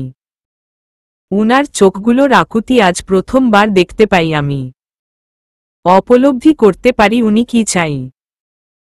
লজ্জায় দ্রুত চোখ বন্ধ করলাম। জোরে জোরে শ্বাস নিতে নিতে এতক্ষণ ধরে বুকে গুজে রাখা শাড়িগুলো ছেড়ে দিলাম। চুপচাপ ঠাই দাঁড়িয়ে থাকলাম উনার পরিয়ে দেওয়ার অপেক্ষায়। উনি আমার ইঙ্গিত বুঝতে পেরে কপাল থেকে কপাল সরিয়ে নেয়। ওড়নার মতো জড়িয়ে রাখা শাড়িতে মৃদু টান অনুভব করলাম। বিদ্যুতিক শকের মতো সর্বাঙ্গ কেঁপে উঠল আমার। ঘন ঘন নিঃশ্বাস ফেলতে লাগলাম। অনুভব করতে লাগলাম উনার হালকা হাতের বিচরণ। কতক্ষণ পেরিয়ে গেল জানা নেই। দম বন্ধ অবস্থায় চুপচাপ চোখ বুজে দাঁড়িয়ে আছি। অনুভব করছি উনার হাতের অবাধ্য বিচরণ। উনার প্রতিটি স্পর্শে আমি শিউরে উঠছি থেমে থেমে। বুকের চিনচিন ব্যথা ক্রমশ বেড়েই চলেছে। ঘন ঘন নিঃশ্বাস ফেলছি। হঠাৎ অনুভব করলাম উনার হাত আমার নাভির নিচে বিচরণ করবে। আর সহ্য করতে পারলাম না। এই স্পর্শে আমি নির্ঘাত মরে যাব, শেষ হয়ে যাব। উনার হাত আমার নাভির উপর অনুভব করতেই ঝট করে উনার হাত চেপে ধরলাম। জোরে জোরে নিঃশ্বাস ছাড়তে লাগলাম। অনুভব করছি আমার বুকের উঠানামা। আমি আকুল আবেদনে বেসামাল ভঙ্গিতে ফিসফিসিয়ে বলে উঠলাম, প্লিজ করবেন না, প্লিজ, মরে যাব আমি, শেষ হয়ে যাব। একটু বলেই ঢোক গিললাম। গলা শুকিয়ে কাঠ হয়ে গেছে আমার। আমার কথা অগ্রাহ্য করে উনি শাড়ি গুজে দিলেন পেটে। সশব্দে শিউরে উঠলাম আমি। হাত দিয়ে খামচে ধরলাম উনাকে। চোখ থেকে অবাধ্য অশ্রুকণা গড়িয়ে পড়তে লাগল। অনুভব করলাম উনি আমার সামনে দাঁড়ালেন। বুকে আঁচল তুলে দিলেন। মোহময় স্বরে আকুতি করে বললেন, একবার তাকাও প্লিজ। আমি উনার কথায় চোখ মেলে তাকানোর চেষ্টা করলাম। ঝাপসা চোখে বেয়ে ঝড়ো ঝড়ো করে নোনা পানি গড়িয়ে পড়ল। উনি মোহময় দৃষ্টিতে আমার দিকে তাকিয়ে আছেন। উনার চোখের দিকে চেয়ে রইলাম আমিও। উনি নরম গলায় ধীর স্বরে বললেন, আমি যে রোজ পুড়ে মরছি, আমি যে প্রতিনিয়ত শেষ হচ্ছে, সেই খবর কি তুমি রাখো? কি যে মাদকতা ছিল উনার বলা বাক্যে আমার জানা নেই। শরীরে সব ভর যেন ছেড়ে দিচ্ছে এমন মনে হতে লাগল। উনি এক হাত দিয়ে আমার কোমর ধরলেন। আমি বেসামাল চোখে এখনো উনাকে দেখছি। উনি আস্তে আস্তে এগিয়ে এসে আমার চিবুকে ঠোঁট ছুঁয়ে দিলেন। আবেশে চোখ বন্ধ করে ফেললাম আমি। উনার উষ্ণ ঠোঁটের বিচরণ চিবুক থেকে গলাতে নেমে যাচ্ছে আস্তে আস্তে। অজানা শিহরণে খামসে ধরলাম উনার বাহু। উনি কাঁধের উপর ঠোঁট এনে একটা মৃদু বাইট দিলেন। আমি মৃদু আর্তনাদ করে উঠলাম। ফিস ফিস করে পুনরায় বললাম, প্লিজ, প্লিজ, প্লিজ, আমি সত্যি মরে যাব। আমার কথায় উনি সরে দাঁড়ালেন। অনুভব করলাম উনি বাহিরে চলে যাচ্ছেন। বুঝতে পারলাম না উনি কি এমনিতেই চলে গেলেন, নাকি অভিমান করে চলে গেলেন। কিছুক্ষণ পর আমি চোখ খুলে চাইলাম। নিজেকে স্বাভাবিক করতে একটা দীর্ঘশ্বাস ফেললাম। তারপর আয়নায় দিকে তাকিয়ে দেখতেই আমার চোখ চড়কগাছ। অনুভূতিগুলো নিমিষেই হারিয়ে গেল। হঠাৎ রাগ হল। লোকটা আমাকে বোকা বানালো। আমার অনুভূতিগুলো প্রখর করে মজা নিল। অসভ্য কথাটা মুখ ফুটে বলতেই মায়ের ডাক শুনতে পেলাম। কিরে নীরু, তুই নাকি শাড়ি পরতে পারছিস না? এইটুকু বলে মা আমার সামনে এসেই শব্দ করে হেসে দিলেন। অবশ্য আমাকে দেখে এখন সবাই হাসবে। উনি শাড়ি পরাতে পারেন না, তবুও আমাকে ঘাটানোর জন্য কি পরিয়ে দিয়েছেন আল্লাহ মালুম। মা ভালোভাবে শাড়ি পরিয়ে দিতে দিতে বললেন, আমাকে ডাক দিতিস? বোকা মেয়ে মাকে বলতে লজ্জা কিসের? আরাফ নিচে গিয়ে বলল, মা নিরুপমা শাড়ি পরতে পারছে না, পরিয়ে দাও গিয়ে। ওর কথা শুনে আমি আসলাম। মায়ের কথায় মায়ের দিকে তাকিয়ে সৌজন্য বোধ হাসলাম। এই দিকে রাগে তো গা জ্বলে যাচ্ছে। লোকটা ইচ্ছে করে এমন করেছে, আর আমিও বা কেমন বলদা। একে তো উনার এক হাত আঘাতপ্রাপ্ত, তার মধ্যে উনি পুরুষ মানুষ, বিদেশে থেকে মানুষ হয়েছে। উনি কিভাবে আমাকে শাড়ি পরাবেন? এই কমন সেন্স কি আমার নেই? বিষয়গুলো ভেবে ভেবে ফুলে মরছি। হঠাৎ মা বলে উঠলেন, চল চল নীরু, অনেক রাত হয়েছে, তোর বাবা খাবে, চল। মায়ের কথায় মায়ের পিছু পিছু বাহিরে গেলাম। কথা বলবো না একদম উনার সাথে। অসভ্য একটা।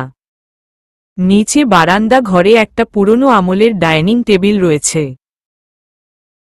সবাই একসাথে খেতে বসেছি আমরা। বাবা রান্নার খুব প্রশংসা করেছেন।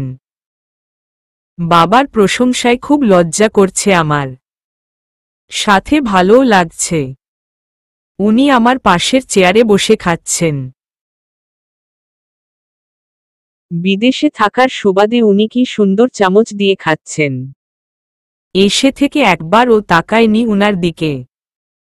বাবা খাওয়া শেষ করে আমাকে খুশি হয়ে 5,000 টাকা উপহার দিলেন। আমি প্রথমে নিতে না চাইলে মা হাসতে হাসতে বললেন, নে নিরু নে।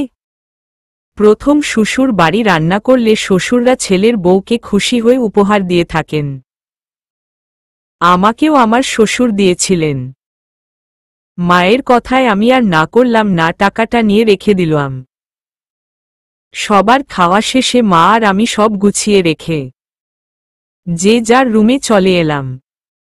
উনি কালো রঙের ট্রাউজার আর সাদা কালার টি শার্ট পরে শুয়ে আছেন। চোখের উপর হাত রেখে টান টান হয়ে শুয়ে আছেন উনি। লাইটে উনার ঘুম হয় না। আমি চুপচাপ আয়নার সামনে গিয়ে বসলাম। খোপা করা চুলগুলো মেলে দিলাম। এখনো ভেজা আছে চুলগুলো। কয়েকদিন হলো ঠিকমতো যত্ন নিতে পারি না চুলগুলোর। 2 দিন থেকে তো আঁচড়াতেই পারি না ঠিকমতো। বড় চুল হলে এই এক অসুবিধে, একা আঁচড়ানো কষ্টকর হয়ে যায়। চুলগুলো নিজ মনে আঁচড়াতে লাগলাম। হঠাৎ উনি গম্ভীর কণ্ঠে বললেন, রেগে আছো? আমি চুপ করে রইলাম। কথা বলবো না উনার সাথে। আমাকে বোকা বানিয়ে লজ্জা দিয়ে মজা নিয়েছেন উনি। বিষয়গুলো ভেবে গাল ফুলিয়ে চুল আঁচড়ায় যাচ্ছি। আর চোখে আয়নাতে উনাকে একবার দেখে নিলাম। উনি এবার চোখ থেকে হাত নামিয়ে কাত হয়ে মাথায় হাতের তালু ঠেস দিয়ে আমার দিকে তাকালেন। দুষ্টুমি হাসি দিয়ে বললেন, বউ রাগ করলে নাকি রাগ ভাঙাতে তাকে আদর করতে হয়? তুমি কি আমার কাছ থেকে আদর চাইছ? উনার কথায় তীক্ষ্ণ দৃষ্টিতে একবার তাকালাম উনার দিকে। কি বলে লোকটা নিজেই হুটহাট আদর করে বেসামাল করে দিচ্ছে, আর আমাকে বলছে আদর চাইছি। কথাগুলো ভেবে পিছনের চুলগুলো আঁচড়াতে যাচ্ছি, তবে ঠিকমতো পারছি না। রাগে মনে হচ্ছে চুলগুলো কেটে কোমর পর্যন্ত করি। উনি খাট থেকে নেমে আমার পিছনে দাঁড়ালেন। পিছন থেকে আমার 2 কাঁধ ধরে দাঁড় করালেন। তারপর আমার হাত থেকে চিরুনি নিয়ে আলতেভাবে চুলগুলো আঁচড়িয়ে দিতে দিতে বললেন, নিজের অনুভূতিগুলো প্রকাশ করো না কেন তুমি? আর কত বোঝাবো তোমাকে? রাগ হয়েছে আমার প্রতি, শাস্তি দাও আমায়। অভিমান হয়েছে আমার প্রতি, অভিযোগ কর। উনার কথায় আমি কিছু বললাম না। মাথা নিচু করে ঠাই দাঁড়িয়ে রইলাম। উনি এবার আস্তে করে আমার চুলগুলো একপাশে করলেন। পিঠোটা উন্মুক্ত করে পিছনের চুলগুলো কাঁধের সামনে এনে রাখলেন। কানের কাছে ঠোঁট এনে ফিসফিস করে বললেন, তোমার চুলের গন্ধে মাদকতা আছে প্রিয়। বিষাক্ত ইচ্ছেগুলো খুব করে যেন পেয়ে বসেছে আমাকে। তোমাকে ছোঁয়ার তীব্র ইচ্ছে আমাকে বিক্ষত করেছে বারংবার। শুধু একবার, প্লিজ একবার আমাকে একটু ভালোবাসতে দাও, নয়তো নিঃশেষ হয়ে যাব প্রিয়। কথাটা বলে উনি আলতো করে ঠোঁট ছোঁয়ালেন আমার কানে। আবেশে চোখ বন্ধ করে রইলাম। উনার ঠোঁটের বিচরণ আস্তে আস্তে নিচে নেমে যাচ্ছে। কাঁধের উপরের এসে উনি থামলেন। থুতনি ঠেকিয়ে আয়নায় আমার মুখের দিকে মোহময় চোখে তাকিয়ে আছেন। আমি হালকাভাবে চোখ খুললাম। উনার চেয়ে থাকা দেখে ঝট করে চোখ আবার বন্ধ করে ফেললাম। উনার চোখের দিকে তাকানোর স্পর্ধা আমার নেই। উনি আমার কাঁধে থুতনি ঠেকিয়েই আমার কানের কাছে মুখ আনলেন, ফিসফিস করে নেশা নেশা স্বরে বললেন, প্রহর শেষে আলোয় রঙা সেদিন চৈত্র মাস, তোমার চোখে দেখেছিলাম আমার সর্বনাশ। ভোরের শিশির ভেজা খোলা মাঠের প্রান্তরে হেঁটে বেড়ানোর মতো মানসিক শান্তি নেই। আর পাশে যদি গৌরবর্ণ, সুদর্শন, ব্যক্তিত্ব সম্পূর্ণ একান্ত নিজের একজন মানুষ থাকে তবে তো কথায় নেই। ফজরের নামাজ শেষ করে আজ উনি এসে বললেন, নিরুপমা চল বাহির থেকে একটু হেঁটে আসি। অনেক দিন হলো প্রকৃতি বিলাস করা হয় না। উনার কথায় উঠে দাঁড়ালাম। আয়নার সামনে গিয়ে মাথা আঁচড়িয়ে হাত পেঁচিয়ে খোপা করতে লাগলাম। হঠাৎ উনি পিছনে এসে বাধা দিলেন। চুলগুলো খুলে দিলেন। দুই বাহু ধরে আমাকে সোজা করলেন। আমি মাথা নিচু করে দাঁড়িয়ে রইলাম। উনি আমার মাথায় শাড়ির আঁচল তুলে ঘোমটা টেনে দিলেন। তারপর এক হাত ধরে বললেন, চল। আমি বাধ্য মেয়ের মতো উনার সাথে বাহিরে এলাম। খোলা প্রান্তর বিস্তর মাঠের পাশে রাস্তা। সেই রাস্তা ধরে আমরা হেঁটে চলছি। বসন্তের শেষের দিক, তাই শীত এতটাও নেই। ভোরের আলো সবে পৃথিবীর বুকে উদয় হচ্ছে। ঘাসের উপর শিশিরগুলো মুক্তোর দানার মতো চিকচিক করছে। নিশ্চুপ হয়ে দুজনে হেঁটে চলছি। কারো মুখে কোনো কথা নেই। কাল রাতের পর থেকে একটা কথাও বলিনি উনার সাথে। লজ্জায় গুটিসুটি মেরে খাটের এক কোণে শুয়েছিলাম। উনি কিছুক্ষণ চুপচাপ শুয়ে থেকে হঠাৎ আমার হাত ধরে টান দিলেন। আচমকা এমন হওয়াতে আমি চমকে উঠলাম। অনুভব করলাম উনার বুকে আমার মাথা। উনি আমায় জড়িয়ে ধরে গায়ে কম্বল টেনে নিলেন। তারপর চোখ বন্ধ করে স্বাভাবিক স্বরে বললেন, বিশ্বাস কর, তোমার বিনা অনুমতিতে তোমাকে কাছে পাওয়ার বিন্দু মাত্র ইচ্ছে আমার নেই। কিন্তু তোমাকে এত কাছে পেয়ে তোমায় উষ্ণতায় জড়িয়ে থাকার লোভ আমি কিভাবে সামলাব? তাই একটু ভালোবাসা আমার কাছে থাক। বাকি অপূর্ণতা তুমিই পূরণ করো। কোনো একদিন আমি অপেক্ষা করব। উনার কথায় একটু হলেও স্বস্তি ফিরে পেলাম। বিয়ের আগে আমার এক ফুফাতো বোনের করুণ কিছু কাহিনী শুনেছিলাম আমি। ওকে হাসপাতালে ভর্তি করাতে হয়েছিল। কি পরিমাণ লজ্জা, কষ্ট মেয়েটা ভোগ করেছিল তা আমি নিজে চোখে দেখেছি। সেই তিক্ত অভিজ্ঞতার পর থেকে উনি যতবার কাছে এসেছে ততবার অন্তরাত্মা কেঁপে উঠছে আমার। তবে জানি উনি আলাদা একজন মানুষ। আমার ভাবনাতেও কখনো এত নিখুঁত মানুষ আমি আশা করিনি। উনাকে কষ্ট দেওয়াটা আমার ঠিক হচ্ছে না উপলম্বী করছি। তবে আমার একটু সময় লাগবে। উনার প্রতি ভালোবাসা সৃষ্টি হয়েছে।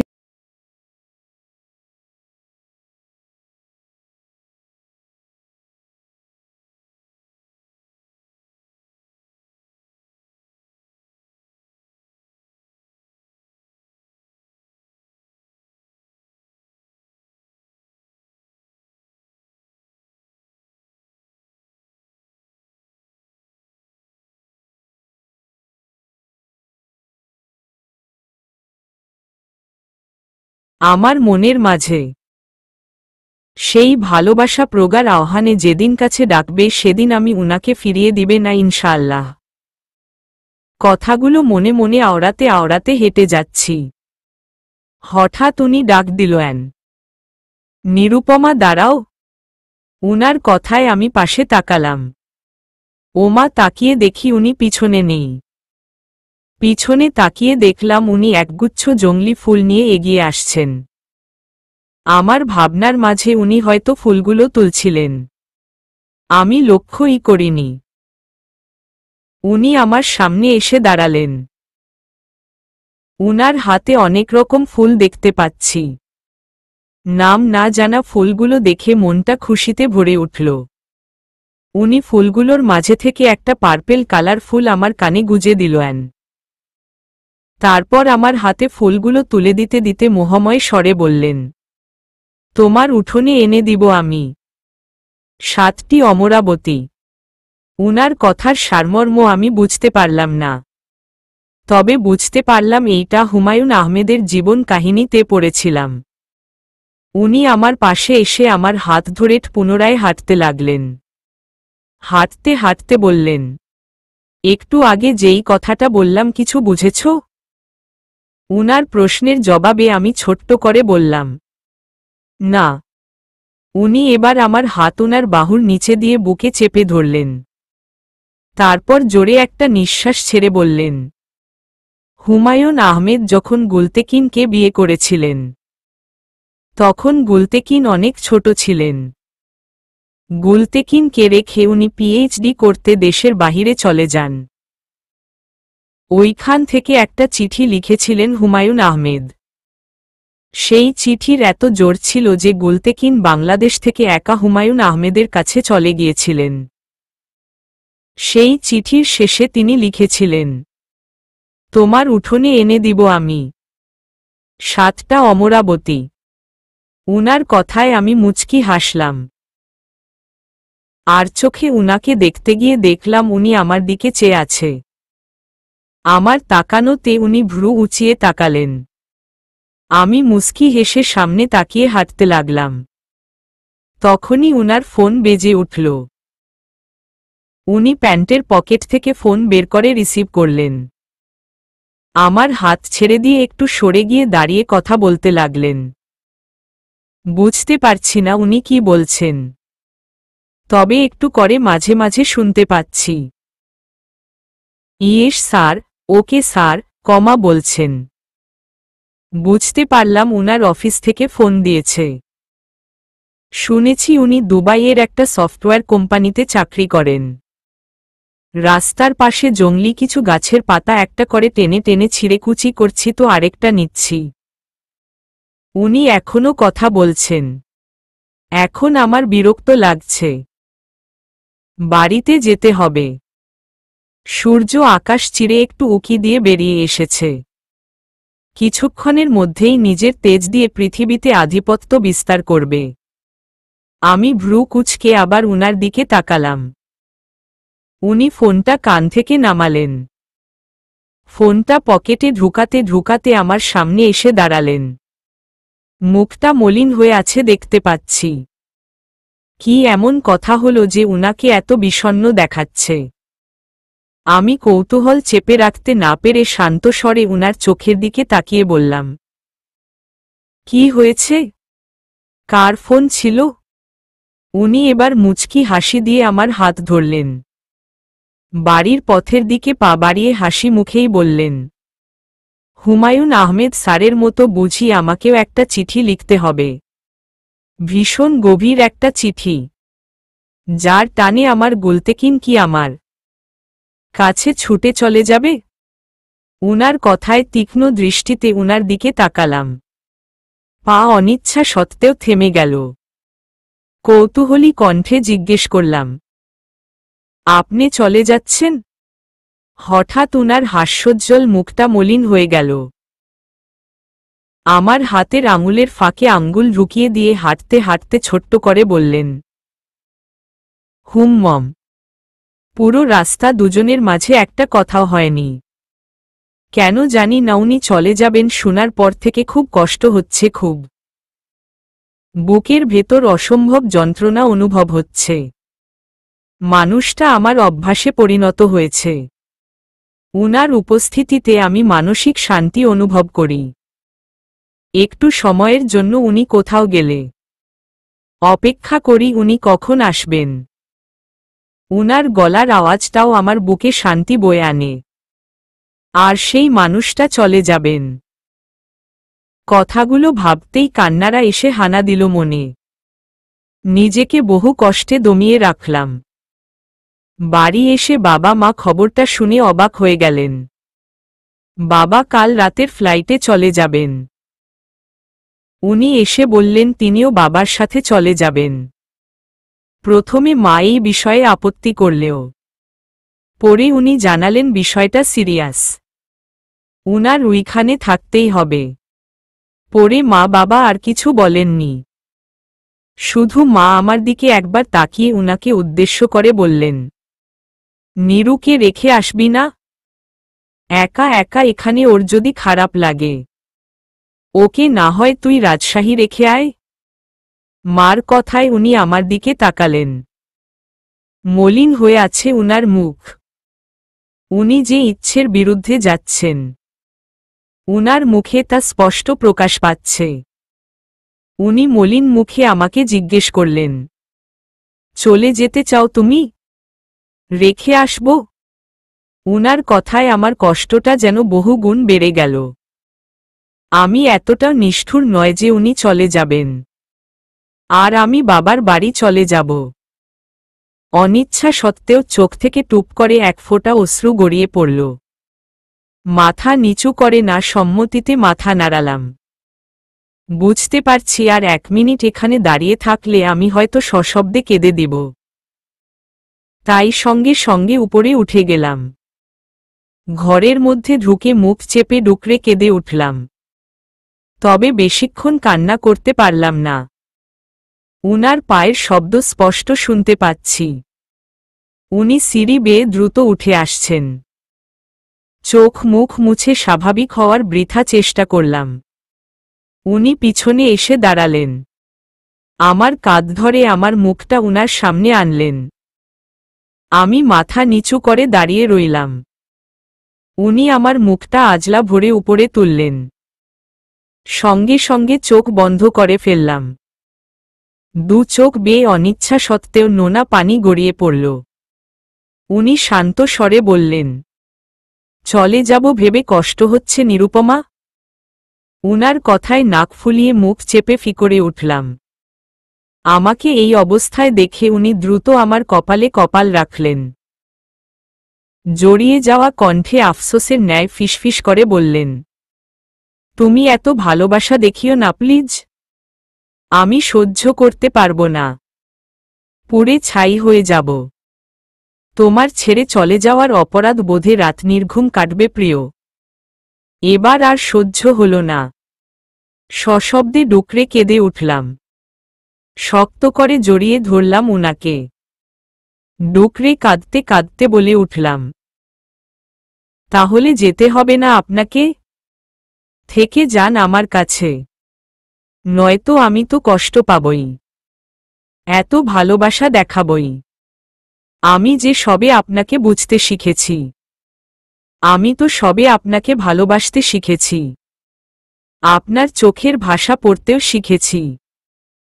আপনার গায়ের গন্ধে আসক্ত হয়ে পড়েছি। রাতে ঘুমের ঘোরে আপনার হাতের অবাধ্য বিচরণের অভ্যাসে পড়ে গিয়েছি। আমিও তো। আর কথা বলতে পারলাম না। উনি আরো গভীর আলিঙ্গনে আমাকে জড়িয়ে নিলেন। বুঝতে পারলাম উনার শরীরের মৃদু কম্পন। বুঝতে পারছি উনি কষ্ট পাচ্ছেন। উনার হৃদয়ের তীব্র যন্ত্রণা আমি অনুভব করতে পারছি। ভাগ্যিস আমি মেয়ে। নিজের কষ্টগুলো কেঁদে প্রকাশ করতে পারি। হালকা হতে পারি। কিন্তু উনি তো পুরুষ।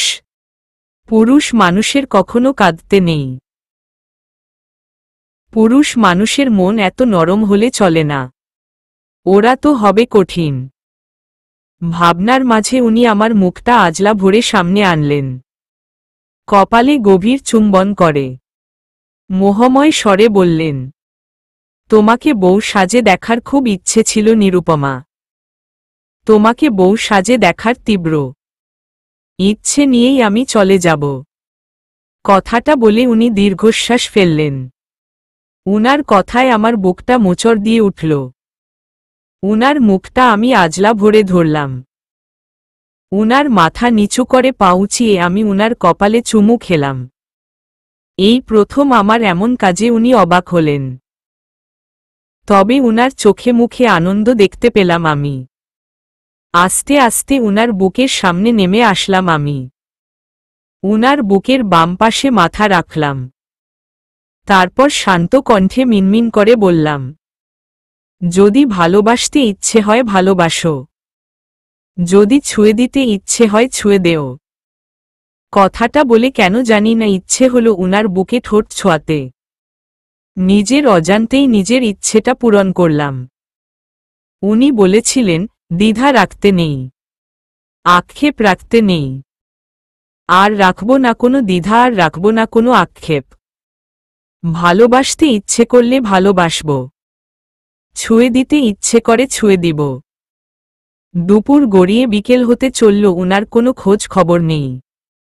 সকালে যখন আমি উনার বুকে মাথা রেখে পরম শান্তি চোখ বুজেছিলাম, হঠাৎ নিচে থেকে বাবা ডাক দিল। বাবার ডাকে আমরা দুজনেই নিচে গিয়ে দাঁড়ালাম। বাবা উনাকে বললেন, অনলাইনে বিমানের টিকিট কনফার্ম করতে হবে। যেহেতু এমার্জেন্সি, আগে থেকে টিকিট করা নেই, তাই একটু ভোগান্তি পোহাতে হতে পারে। তাই উনাকে নিয়ে কোথায় যেন গিয়েছে বাবা। উনারা চলে যাওয়ার পর নিজেকে স্বাভাবিক রাখার সর্বোচ্চ চেষ্টা করে। মায়ের সাথে রান্নার কাজে লেগে পড়লাম। আজ মেনুতে বাবা আর উনার পছন্দের খাবার সব। কচু শাক দিয়ে ইলিশ মাছের মাথার ঘণ্ট, গরুর মাংস ভুনা, রুই মাছের কালিয়া, পাবদা মাছের দোপেঁয়াজা। সব রান্না সবাই মিলে শেষ করে। শেষে মা সাতখুপি পিঠা ভাজতে লাগলেন। উনি আর বাবা নাকি এই পিঠা গরুর মাংস দিয়ে খেতে খুব পছন্দ করেন। সাতখুপি পিঠা আমাদের এলাকার বহু প্রচলিত একটা পিঠা। চিতুই পিঠা আর এই পিঠা একদম একই, শুধু 7টা খুপি থাকে এই পিঠায়। ছোট ছোট মোট 7টা পিঠা উঠে একসাথে, এই জন্যে এই পিঠাকে সাতখুপি পিঠা বলা হয়। আদি অত এই পিঠা আর চিতুই পিঠা একই। মা পিঠা ভাজতে ভাজতে দেখলাম বাবা সদর দরজা দিয়ে ভেতরে এসে ঢুকলেন। বাবাকে আসতে দেখে মনটা খুশি হয়ে উঠল। বাবার পিছনে উকি দিলাম, তবে কাউকে দেখতে পেলাম না। দেখে বুকে মোচড় দিয়ে উঠল। মন খারাপ করে বাবার দিকে তাকালাম। সাহস হলো না একবার বলার যে বাবা উনি কোথায়, এলো না কেন? মা বাবাকে দেখে ভ্রু কুঁচকে জিজ্ঞেস করলেন, তুমি একা কেন? আরাফ কোথায়? মায়ের কথায় বাবা ওয়াশরুমের দিকে যেতে বললেন। একটা জরুরি কাজে গেছে ও, চলে আসবে একটু পর। কথাগুলো বলতে বলতে বাবা ওয়াশরুমের দিকে যেতে লাগলেন। আমাকে উদ্দেশ্য করে বললেন, নীরু মা, আমাকে একটা টাওয়েল এনে দাও তো, একদম গোসল দিয়ে বের হব। বাবার কথায় আমি টাওয়েল আনার উদ্দেশ্যে ঘরের মধ্যে গেলাম। বাবা চুলোর পাশে টুল পেতে বসে গরুর মাংস দিয়ে গরম গরম সাতখুপি পিঠা খাচ্ছেন। মা পিঠা ভেজে ভেজে দিচ্ছেন উনার প্লেটে। আমি গোসল দিয়ে সবে বের হলাম। উনার কথা মতো সেদিনের পর থেকে আমি সালোয়ার কামিজ পরে উপরে উঠি, তারপর শাড়ি পরি। আমার মাত্র 1 সেট 3 পিস আছে শুনে পরের দিনই উনি আমাকে কিছু রেডিমেড প্লাজো, কিছু লং কুর্তি, কামিজ আর ওড়না এনে দিয়েছিলেন। ঘরে এসে মনটা খচখচ করছে। উনি এখনো এলেন না। কি এমন রাজকাজ যে এখনো আসছে না? উনি তো কাল চলেই যাবেন। আজ দিনটা কি আমাকে দেওয়া যেত না? কথাগুলো ভাবতে ভাবতে কালো রঙের একটা শাড়ি বের করলাম। গাঢ় বেগুনি পাড়ের কালো রঙের শাড়িটি গায়ে জড়িয়ে চুলগুলো আঁচড়িয়ে নিলাম। হঠাৎ ময়না দরজায় এসে টোকাল। ভাবি আসব? ময়নার কথায় দরজার দিকে তাকিয়ে বললাম, আরে আসো আসো ময়না। ময়না দরজা ঠেলে ভেতরে আসলো।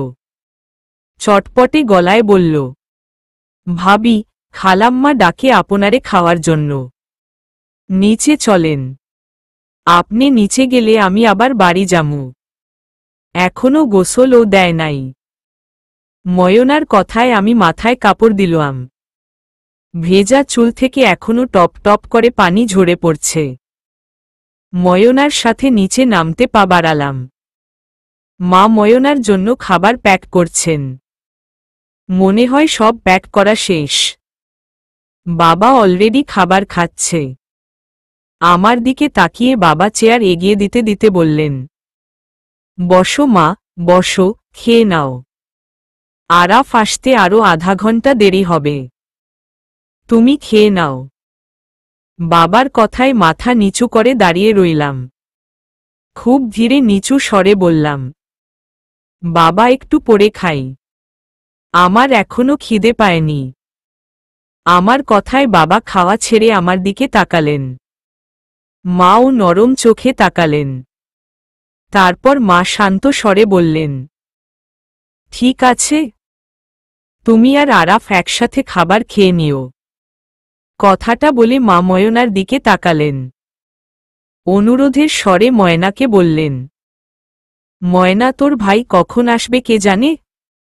এক কাজ কর মা, ওদের খাবারটা হাতে হাতে তুই আর নিরু মিলে উপরে নিয়ে যা মাঠ। মায়ের কথায় আমি মায়ের দিকে তাকালাম।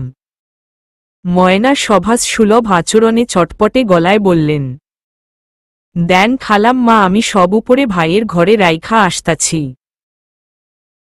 ময়নার কথায় মা সব খাবার সুন্দর মতো সাজিয়ে ট্রেতে তুলে একটা ট্রে ময়নার হাতে তুলে দিল। একটা ট্রই আমার হাতে ধরিয়ে দিতে দিতে বললেন, চুলোয় গরুর মাংসের পাতিল আছে। আরাফ, আসলে তুমি গরম গরম মাংস বাটিতে উঠিয়ে নিয়ে যেও। মায়ের কথায় হ্যাঁ সম্মতিতে মাথা কাত করে ট্রে নিয়ে সিঁড়ি বেয়ে উপরে উঠতে লাগলাম। ময়না অলরেডি পৌঁছে গিয়েছে আমাদের ঘরে। তখন থেকে ঘরে বসে বসে ফোন চালাচ্ছি আর অপেক্ষা করছি ওনার আসার। বাবা বলেছিলেন আধা ঘন্টা পর আসবেন। 1 ঘন্টা পেরিয়ে গেল, তবুও ওনার আসার নাম গন্ধ নেই। শুনেছি অপেক্ষার পালা খুব কঠিন। আজ হাড়ে হাড়ে টের পাচ্ছি। একবার মনে হচ্ছে ফোন দিব, তো একবার মনে হচ্ছে থাক আর একটু অপেক্ষা করি। কিন্তু এখন আর নিজেকে ধরে রাখতে পারলাম না। জীবনের প্রথম নিজে থেকে ফোন দিলাম উনাকে। ফোনে 2 বার রিং হতেই উনি রিসিভ করলেন। ঢোক গিলে মিনমিনে গলায় আমি সালাম দিলাম উনাকে। উনি সালামের উত্তর দিলেন। আমি কৌতূহলী স্বরে বললাম, কখন আসবেন? আমার প্রশ্নে উনি মনে হয় মুস্কি হাসলেন, জোরে একটা নিঃশ্বাস ফেলে বললেন, এই তো চলে এসেছি, উঠানে পা রাখলাম মাত্র। উনার কথায় বুক ধক করে উঠল। উনি তো চলে এসেছেন। বিষয়টা মনে হতেই মনে প্রশান্তি বয়ে আসল। মনে হচ্ছে কতদিন উনাকে দেখিনি। উনি স্বাভাবিকভাবে ক্লান্ত স্বরে বললেন, নিরুপমা, আমার একটা টি শার্ট, একটা ট্রাউজার আর টাওয়েল নিয়ে নিচে আসো প্লিজ। একদম গোসল সেরে উপরে উঠব। উনার কথায় ছোট্ট করে আচ্ছা বলে ফোন কেটে দিলাম। আলমারি থেকে প্রয়োজনীয় সব জিনিসপত্র নিয়ে নিচের উদ্দেশ্যে পা বাড়ালাম। ওয়াশরুমের দরজা খোলা রেখেই উনি ঝটঝট করে চোখে মুখে পানি দিচ্ছেন। আমি ওয়াশরুমের দরজার সামনে দাঁড়িয়ে উনার দিকে কাপড়গুলো বাড়িয়ে দিলাম। উনি আগাগোড়া আমাকে পর্যবেক্ষণ করে মুস্কি হেসে কাপড়গুলো হাত বাড়িতে নিতে নিতে মুস্কি হেসে বললেন, তোমাকে খুব সুন্দর লাগছে। উনার কথায় লজ্জা পেয়ে কাপড়গুলো উনাকে দিয়ে আমি সাইটে চলে আসলাম। উদ্দেশ্য ঘরের ভেতর থেকে একটা মাঝারি বাটি নিয়ে এসে চুলো থেকে গরম গরম গরুর মাংস তুলে নেওয়া। সেই সকালে উনি বেরিয়েছেন। নিশ্চয় খুব খিদা পেয়েছে উনার। ঘরের মধ্যে একটা ছোটটি টেবিল আছে, সেখানে খাবারগুলো সব গুছিয়ে রাখছি। থপ থপ পা ফেলে উনি উপরে আসছেন। উনার পায়ের শব্দটাও আমার কাছে চির চেনা হয়ে গেছে। যে কেউ আসুক না কেন, উনি হাঁটলেই আমি উপলব্ধি করতে পারি এই পদধ্বনি শুধু উনার। উনি চুল মুছতে মুছতে উপরে উঠে এলেন, আর চোখে উনার দিকে তাকালাম। সাদাটি শার্ট আর আইস কালার ট্রাউজার পরে আছেন উনি। সদ্য গোসল করাতে চুলগুলো ভেজা ভেজা আর এলোমেলো হয়ে আছে। এই রূপে উনাকে দেখতে মাশাআল্লাহ অনেক সুন্দর লাগছে। আসলেই আমি ভাগ্যবতী, এমন সুদর্শন পুরুষকে স্বামী হিসেবে পেয়েছি। আমার ভাবনার মাঝে উনি আমার সামনে আসলেন। ভেজা তোয়ালেটা আমার হাতে ধরিয়ে দিলেন। মুখের সামনে এসে চুলগুলো হাত দিয়ে ঝাড়া দিলেন। দুফোঁটা পানির ছিটে এসে ছুঁয়ে গেল আমার মুখমণ্ডল। চোখ বন্ধ করে ফেললাম সাথে সাথে। বুকে তীব্র শিহরণ বয়ে গেল মনে হয়। অনুভব করলাম কানের কাছে উনার গরম নিঃশ্বাস পড়ছে। হঠাৎ উনি ফিসফিস করে বললেন, সরি, অপেক্ষার পালা অনেক কষ্টের প্রিয়। তোমাকে না চাইতেন কষ্ট দিয়ে ফেললাম।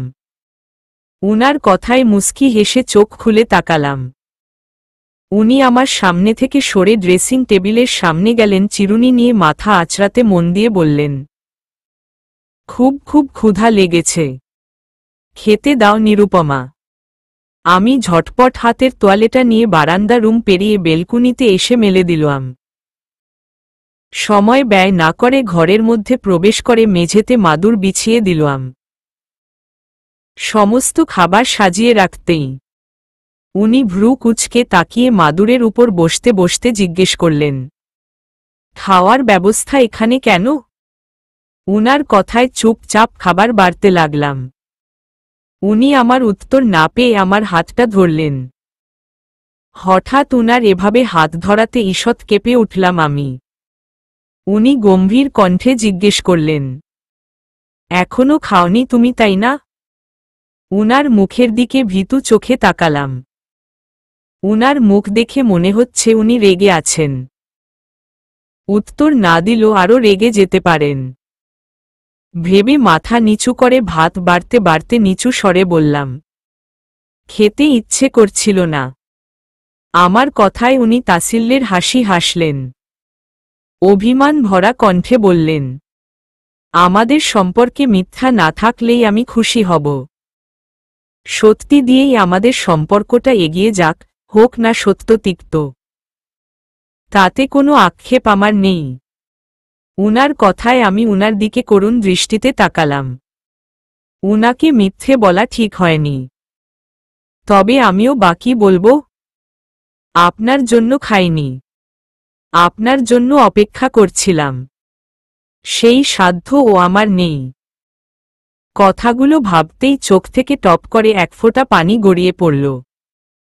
হঠাৎ উনার মুখটা মলিন হয়ে গেল। মলিন মুখে মেঝের দিকে তাকিয়ে আনমনে বললেন, আমার জন্য বৃথা অপেক্ষা করে লাভ নেই প্রিয়।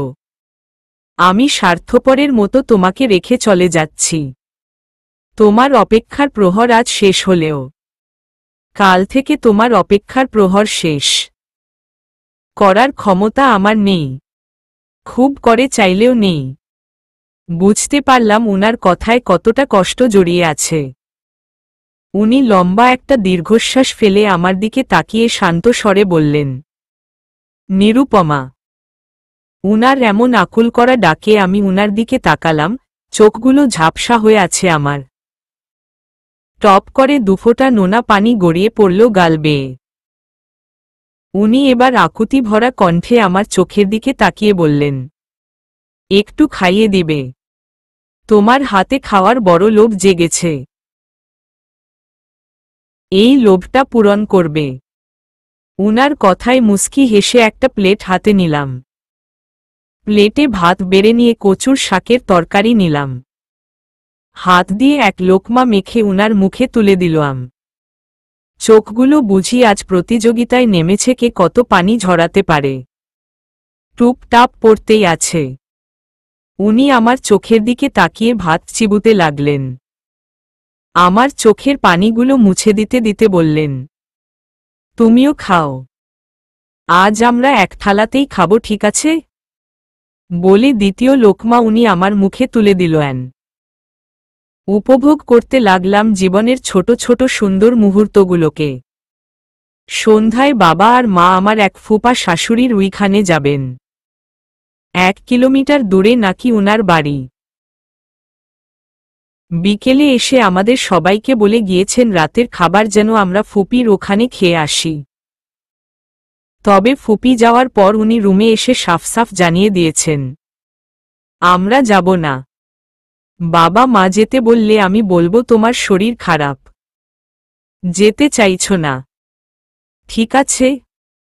উনার কথায় মাথা কাত করে সম্মতি জানালাম। উনি আমার মুখের সামনে এসে পড়া ছোট ছোট চুলগুলো কানে গুজে দিতে দিতে শান্ত স্বরে বললেন, মাত্র 28 ঘন্টা শুধু আমাদের কাছে আছে নিরুপমা। আমি এই সময়টা শুধু তোমার সাথে কাটাতে চাই, আল্লাহ মালুম আর যদি সৌভাগ্য না হয় তোমাকে কাছ থেকে দেখার। তাই এই সময়টা আমি নষ্ট করতে চাই না। তোমায় দেখার তীব্র ইচ্ছা নিয়ে আমি মরতে চাই না। হঠাৎ উনি এমন কথা বলাতে আমার রাগ হল। এভাবে কেন বলছেন উনি? উনি কি বুঝতে পারছেন না? উনার এমন কথায় আমার হৃদয় ক্ষতবিক্ষত হচ্ছে। দম বন্ধ হয়ে আসছে। নিজেকে কত কষ্টে বুঝিয়ে রেখেছি। উনি কি আমার ধৈর্য ভেঙে দিতে চাইছেন? তবে উনি কি বুঝতে পারছেন না? আমি একবার ধৈর্যহীন হয়ে গেলে উনাকে যেতে দেওয়ার মতো সাধ্য আর আমার হবে না। বিষয়গুলো ভেবে মনে ক্ষীণ রাগ হল। কিছু না ভেবে উনার খুব কাছে চলে গেলাম। উনার বুকে আস্তে করে মাথা রাখলাম। দুহাতে জড়িয়ে ধরে কাঁপা কাঁপা গলায় বললাম, প্লিজ আমাকে ধৈর্যহীন করবেন না। বহু কষ্টে নিজেকে সামলে রেখেছি। এমন কিছু বলবেন না যা শুনে আপনাকে হারিয়ে ফেলার ভয় অযথা জিদ করে বসি। আপনাকে ভালোবেসে আটকে রাখতে চাই। আমার সেই জিদ ভেঙে আপনি চলে যেতে পারলেও আমি সহ্য করতে পারব না। পাগল হয়ে যাব কিন্তু। আমার কথায় উনি আলিঙ্গন দৃঢ় করলেন। জোরে এক দীর্ঘশ্বাস ফেললেন। বাবা বিকেলে বাজারে গিয়েছেন। মাগরিবের নামাজের পর মা রেডি হয়ে বাবাকে ফোন দিলেন। বাবা মাকে বললেন, আলেয়া আমি বাজারে আছি। এখানে রাজীব, আমার ফুপা শ্বশুর, আছে আমার সাথে। আমি রাজীবের সাথে এই খান থেকেই চলে যাব। তুমি আরাফকে বল তোমাকে এখানে রেখে যেতে। বাবার কথায় মা রেগে গেলেন। রাগে ঠিক করলেন যাবেই না আর ফুপির বাড়ি। এই ভর সন্ধ্যায় এই একা বাড়িতে আমাকে রেখে মা আর উনি দুজনেই চলে গেলে আমি যদি ভয় পাই। সেই জন্যই মা বাবার প্রতি রেগে গেলেন। উনি নিশ্চুপ হয়ে দাঁড়িয়ে আছেন। আমি বুঝতে পারলাম সমস্যা আমাকে নিয়েই। তাই আমি মার কাছে গিয়ে বললাম, মা আপনি ফুপির ওইখানে যান। ফুপির বাড়ি তো বেশি দূরে নয়। আপনি উনাকে নিয়ে যান। আমি থাকতে পারব। মা আমার কথা শুনে সন্দেহ চোখে তাকিয়ে জিজ্ঞেস করল সত্যি থাকতে পারব কিনা। আমি মাকে জোর গলায় বললাম সত্যিই আমি ভয় পাব না। শেষে আমার কথায় উনারা রাজি হলেন। ফুপির ওইখানে যাওয়ার উদ্দেশ্যে পা বাড়ালেন। হঠাৎ উনি পিছনে ফিরে আমার দিকে তাকিয়ে বললেন, আমি খুব তাড়াতাড়ি আসব। ভয় পেলে ফোন দিও। আমি উনার কথায় হ্যাঁ সম্মতিতে মাথা নাড়ালাম। সদর দরজায় বাহির থেকে তালা দিয়ে মা আর উনি চলে গেলেন। আমি উনাকে বলেছিলাম দরজায় বাহির থেকে তালা দিতে। আমি আর বাহিরে বের হতে চাই না। বাহিরে বের হলে যদি ভয় পাই। তাই এই সিদ্ধান্ত। এত বড় বাড়িতে একা বসে আছি। মাকে যেতে দেওয়া উচিত ছিল। তাই বলেছি আমি ভয় পাব না। তবে বিষয়টা মিথ্যা। এখনই আমার ভয় হচ্ছে। বুক ভয় ধিক ধিক করছে। হঠাৎ মনে পড়ল, কাল মানুষটা চলে যাবেন। উনি বলেছিলেন, তোমাকে বউ সাজে দেখার তীব্র ইচ্ছে নিয়েই আমি চলে যাব। মানুষটা আমাকে বউ সাজে দেখতে চায়। আজ না হয় যেটুকু পারি একা একা সাজি। উনি তাহলে নিশ্চয় খুব খুশি হবেন। যেই ভাবা সেই কাজ। বিয়ের বেনারসি বের করে গায়ে জড়িয়ে নিলাম বাঙালি ভাবে। চুলগুলো সাধারণ খোপা করে বাঁধলাম। মা আমাকে কিছু গহনা দিয়েছিলেন সেগুলো পরলাম। মুখে আজ হালকা মেকআপ করলাম। ঠোঁটে দিলাম কালচে খয়েরি রঙের লিপস্টিক। কপালে দিলাম ছোট্ট খয়েরি রঙের টিপ। তাকিয়ে দেখলাম আয়নাতে। আমাকে এখনো বউ বউ লাগছে না, কিছু একটা অপূর্ণতা রয়েছে, একটা টিকলি আর একটা মাথার ওড়নার অভাব। রাজশাহী থাকলে কোনো ঝামেলাই হতো না, সব আছে ওইখানে, বাট এখানে তেমন কিছুই নেই। সাজগোজের জিনিসপত্র ঘাটাঘাটি করে একটা হেজাবে দেওয়া টিকলি পেলাম, মাথায় খুব সুন্দরভাবে সেট করলাম টিকলিটা, তারপর বড় একটা ঘোমটা দিলাম মাথায়।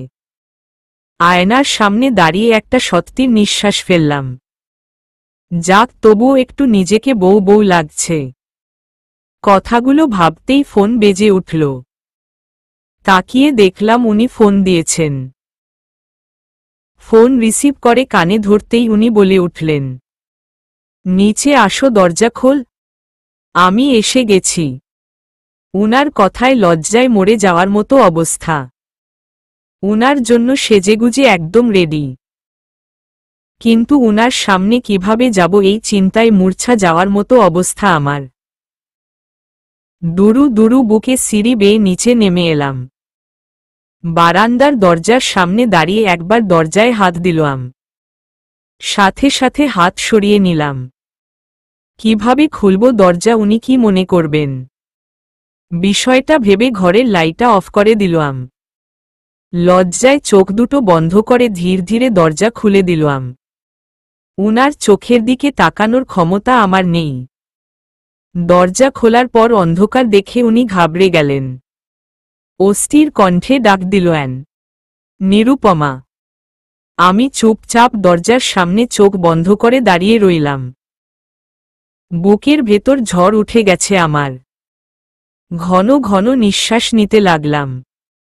সবকিছু নীরব দেখে পিটপিট করে চোখ খুলে তাকালাম, তাকিয়ে দেখলাম উনি নেশা ভরা চোখে আমার দিকে চেয়ে আছে। উঠোনের আলোয় হালকা দেখতে পাচ্ছি উনার মোহময় মুখটা, উনি অপলক দৃষ্টিতে তাকিয়ে আছেন আমার দিকে। আমি দৃষ্টি নত করে মেঝের দিকে চেয়ে রইলাম। নীরবতা ভেঙ্গে শুনতে পেলাম উনার আকুলতা ভরা মোহময় কণ্ঠে বলা কথা, এভাবে আবেদয়ময়ী হয়ে কাছে এসো না প্রিয়, আমি নিঃশেষ হয়ে যাব, জলে পুড়ে ছারখার হয়ে যাব। উনার কথায় লজ্জা গা শিরশির করে উঠল। চোখ বন্ধ করে অনুভব করলাম উনার তীব্র নিঃশ্বাসের শব্দ। মানুষটার ব্যাকুলতা আমার মনের দরজায় ঠক ঠক করা নাড়ল যেন। ধীর পায়ে উনার সামনে এগিয়ে আসলাম। এতদিনে বুঝে গেছি ভালোবাসার পূর্ণতা দিতে আমাকেই এগিয়ে যেতে হবে। আর কত মানুষটাকে পুড়িয়ে মারব, আর কত উনাকে ছারখার করব। কথাগুলো ভাবতে ভাবতে উনাকে আলতোভাবে জড়িয়ে ধরলাম। মিনমিনে গলায় বললাম, আমাকে বউ সাজে দেখার তীব্র ইচ্ছে আপনার, আমি পূরণ না করে আফসোস করতে চাই না। যেই আফসোস আমাকে আপনার অনুপস্থিতিতে জ্বালিয়ে পুড়িয়ে শেষ করে দিবে। কথাগুলো বলে একটা দীর্ঘশ্বাস ফেললাম। উনি শক্ত করে জড়িয়ে ধরে আমার ঘাড়ে মুখ গুজে দিলেন। উনার উষ্ণ ছোঁয়াতে আমি শিউরে উঠলাম। সর্বাঙ্গে কম্পন সৃষ্টি হল ক্রমশ। উনি আজলায় আমার মুখটা ভরে সামনে ধরলেন। আবছা আলোয় নেশা ভরা চোখে আমার কপালে কপাল, নাকে নাক ঠেকিয়ে নেশা নেশা কণ্ঠে আকুতি ভরা কণ্ঠে বললেন, প্লিজ নিরুপমা, প্লিজ। কথাটা বলতে বলতে উনি আমার ঠোঁটে আলতো ঠোঁট ছুঁয়ে দিলেন। উনার এমন পাগলামোতে আমি অস্থির হয়ে উঠলাম। বুকের ভেতরের লুকানো ভালোবাসাগুলো সর্বাঙ্গে যন্ত্রণা শুরু করল। এই যন্ত্রণার অবসান ঘটাতে এই মানুষটার পাগল করা ভালোবাসা আমার খুব প্রয়োজন। বিষয়টা উপলব্ধি করতে পেরে আমি এই প্রথম নিজ থেকে আমার কম্পনরত ওষ্ঠ উনার পুরুষালী পুরু ওষ্ঠে ডুবিয়ে দিলাম। অনুভব করলাম মানুষটার মাতাল করা ভালোবাসা। কিছুক্ষণ পর উনি আমাকে ছেড়ে দিলেন। ঝট করে কোলে তুলে নিলেন আমাকে। লজ্জায় উনার গলা জড়িয়ে উনার বুকে মুখ গুজে দিলাম। এক ধাপ করে উপরে উঠে গেলেন উনি। আমাকে বিছানায় শুইয়ে দিয়ে আমার কপালে গাঢ় চুম্বন করলেন। লজ্জায় চোখ বন্ধ করে পড়ে রইলাম আমি। উনি রুমের লাইট অফ করে আমার কাছে আসলেন। গলার কাছে মুখ এনে হালকা করে ছুঁয়ে দিলেন। শিউরে উঠলাম আমি। খামচে ধরলাম উনার পিঠ। উনি কানের কাছে এসে ফিসফিস করে মোহময় স্বরে বললেন, সরি। কথাটা বলে উনি আমার কানের লতিতে মৃদু কামড় দিলেন। আবেশে কেঁপে উঠলাম আমি। অনুভব করতে লাগলাম মানুষটার অবাধ্য হাতের বিচরণ। মাতাল করা কিছু অপরিচিত ভালোবাসা। একটা শক্তপোক্ত গম্ভীর মানুষের পাগল করা উন্মাদনা। বীর বীর করে বলা কিছু মাতাল করা ভালোবাসার স্বীকারোক্তি। ভালোবাসি, ভালোবাসি, সীমাহীন ভালোবাসি। কারো আদর আদর ডাকে অনিচ্ছা সত্ত্বেও চোখ খুলে তাকালাম। ঘুম জড়ানো চোখে আবছা আলোয় দেখতে পেলাম উনি আমার গালে হাত রেখে আমার দিকে তাকিয়ে আছেন। আমি পিটপিট করে উনার দিকে তাকালাম। আমার সারা শরীরে অসহ্য যন্ত্রণা অনুভব করলাম। ব্যথায় জর্জরিত আমার পুরো শরীর। উনার দিকে তাকিয়ে উঠে বসতে চেষ্টা করলাম, সাথে সাথে অসহনীয় যন্ত্রণায় আটকে উঠলাম। মুখ হতে অনিচ্ছা সত্ত্বেও ঈষৎ শব্দ বের হয়ে গেল। ধপ করে বিছানায় শুয়ে পড়লাম। সন্ধ্যায় উনার ভালোবাসায় মত্ত হয়ে যখন আমাদের ভালোবাসা পূর্ণতা পেল, অজানা যন্ত্রণায় ক্ষণে ক্ষণে কেঁপে উঠেছি আমি। নিঃশব্দে অশ্রু ঝরিয়ে কষ্টগুলো একান্ত নিজের করে রাখতে চেয়েছিলাম। তবে পরে উনি বিষয়টা বুঝতে পেরে আমাকে বুকে আগলে রেখে অপরাধীর ন্যায় বলেছিলেন, সরি, নিরুপমা। উনার কথায় উনার বুকে মাথা গুজে ফুপিয়ে কাঁদতে লাগলাম। অসহ্য যন্ত্রণায় জলে পুড়ে ছারখার হয়ে যাচ্ছি আমি। উনি চুপচাপ আমার মাথায় হাত বুলিয়ে দিতে লাগলেন। কাঁদতে কাঁদতে কখন যে ঘুমিয়ে পড়েছি বুঝতেই পারিনি। টলমল চোখে উনার দিকে চেয়ে রইলাম। উনার চোখে মুখে অপরাধ বোধ এখনো প্রকাশ পাচ্ছে। উনি কিছু না বলে হঠাৎ আমাকে বিছানার চাদর দিয়ে পেঁচানো অবস্থায় কোলে তুলে নিলেন। হঠাৎ উনার এমন কাণ্ডে আমি বিস্ফোরিত চোখে তাকিয়ে মিনমিনে গলায় জিজ্ঞেস করলাম, কি করছেন? কোথায় নিয়ে যাচ্ছেন? আমার কথার মাঝে উনি বারান্দা রুম পেরিয়ে সিঁড়ি বেয়ে নিচে নামতে লাগলেন। আমার কথার জবাবে ছোট্ট করে বললেন, ফরজের আজানের সময় হয়ে গেছে, আমাদের পবিত্র হতে হবে। উনার কথায় আমি ভয় পেয়ে গেলাম। বুঝলাম আমাদের গোসল দিতে হবে। তাই বলে উনি এভাবে কোলে করে আমাকে নিয়ে যাবে। মা বাবা দেখে ফেললে কি বিব্রতকর পরিস্থিতিতে পড়তে হবে। আর এখন তো উনারাও নামাজের জন্য উঠবেন। আর একটু আগে আমাকে ডাক দিল ভালো হতো না। কথাগুলো ভেবে অস্থির চিত্তে ফিসফিস করে উনাকে বললাম, প্লিজ নামিয়ে দিন। বাবা মা এভাবে আমাদের দেখে ফেললে লজ্জায় মরে যাব আমি। উনি যেন আমার কথা কানেই নিলেন না। চুপচাপ আমাকে নিয়ে উঠোন পেরিয়ে ওয়াশরুমের সামনে এসে দাঁড়ালেন। ধীরে সুস্থে আমাকে নামিয়ে দিলেন। মেঝেতে পা রাখতেই ব্যথায় কুকিয়ে উঠলাম আমি। উনি আমাকে দুহাতে জড়িয়ে ধরলেন। বুকে জড়িয়ে ওয়াশরুমের মধ্যে ঢুকে গিজার অন করে দিলেন। দরজা খুলেই ঝর্ণা ছেড়ে দিলেন। ঈষৎ উষ্ণ ঝর্ণার পানি আমার শরীরে এসে পড়তেই আমি শিউরে উঠলাম। শরীরের ব্যথা যেন বেড়ে গেল বহুগুণ। উনার বুকে ঠেস দিয়ে দাঁড়িয়ে কাঁদো কাঁদো গলায় বললাম, দরজাটা লাগিয়ে দিন প্লিজ। বাবা মা। কথাটা আমি শেষ না করতেই উনি মলিন মুখে নরম কণ্ঠে বললেন, বাসায় কেউ নেই। মা বাবা আজ রাতে আসেননি। ফুপির ওইখানেই আছেন, সকালে আসবেন। উনার কথায় হাফ ছেড়ে বাঁচলাম আমি। উনার বুকে মাথা রেখে ভিজে যাচ্ছি। উনি এবার আমার গা থেকে চাদরটা সরিয়ে নিলেন। ঝর্ণার ঝিরি ঝিরি পানিগুলো শরীরে পড়তেই অসম্ভব জ্বালা শুরু হয়ে গেল আমার। ঠোঁট উল্টে কেঁদে দিলাম আমি। উনি পরম আদরে আমাকে গোসল করিয়ে দিতে দিতে ফিসফিস করে বলতে লাগলেন, সরি, সরি, সরি, সরি। চোখগুলো কেমন লাল বর্ণ ধারণ করেছে উনার। অনুভব করলাম মানুষটা আমার কষ্টে ভীষণ কষ্ট পাচ্ছেন। ভীষণ। বিছানায় কম্বল মুড়ি দিয়ে শুয়ে আছি আমি এই অসময়ে গোসল দেওয়াতে ঠান্ডা লেগেছে খুব। উনি ফজরের নামাজ পড়ছেন। আমি চেয়ে চেয়ে দেখছি উনার নামাজ পড়া। উনি নামাজ শেষ করে জ আকার অ ন আকার ম আকার জ তুলে দাঁড়ালেন। জায়নামাজ গুছিয়ে আলনাতে রেখে আমার পাশে এসে বসলেন।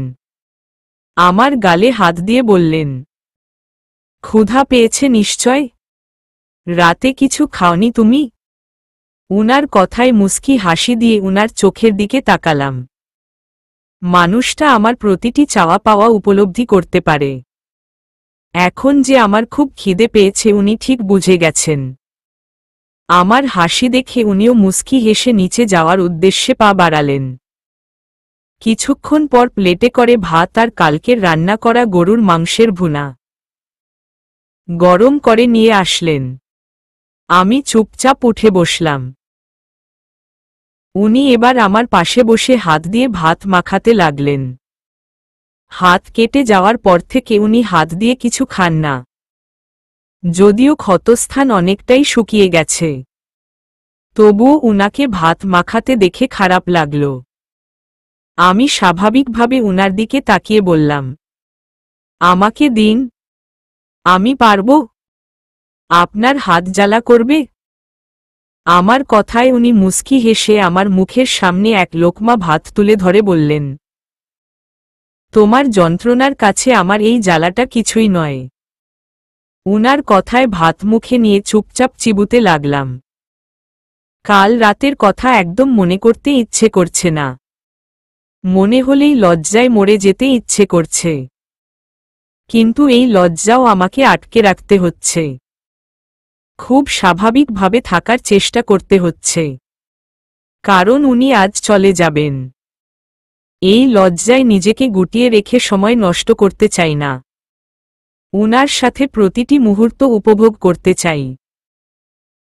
উনি আমাকে খাবার খাইয়ে হাত ধুয়ে প্লেট নিচে রেখে আসলেন। চুপচাপ আমার পাশে এসে কম্বলের মধ্যে ঢুকে পড়লেন। আমাকে জড়িয়ে ধরে আমার বুকে উনার মাথা রাখলেন। বুকের ধুকপুকানি বেড়ে গেল ক্রমশ। উনি কিছুক্ষণ নীরব থেকে বললেন, আমি খুব শীঘ্রই এসে তোমাকে নিয়ে যাব। উনার কথায় বুক ধক করে উঠল। উনার মাথায় ধীরে ধীরে হাত বুলিয়ে দিতে দিতে আনমনা হয়ে বললাম, একটা কথা বলি রাখবেন?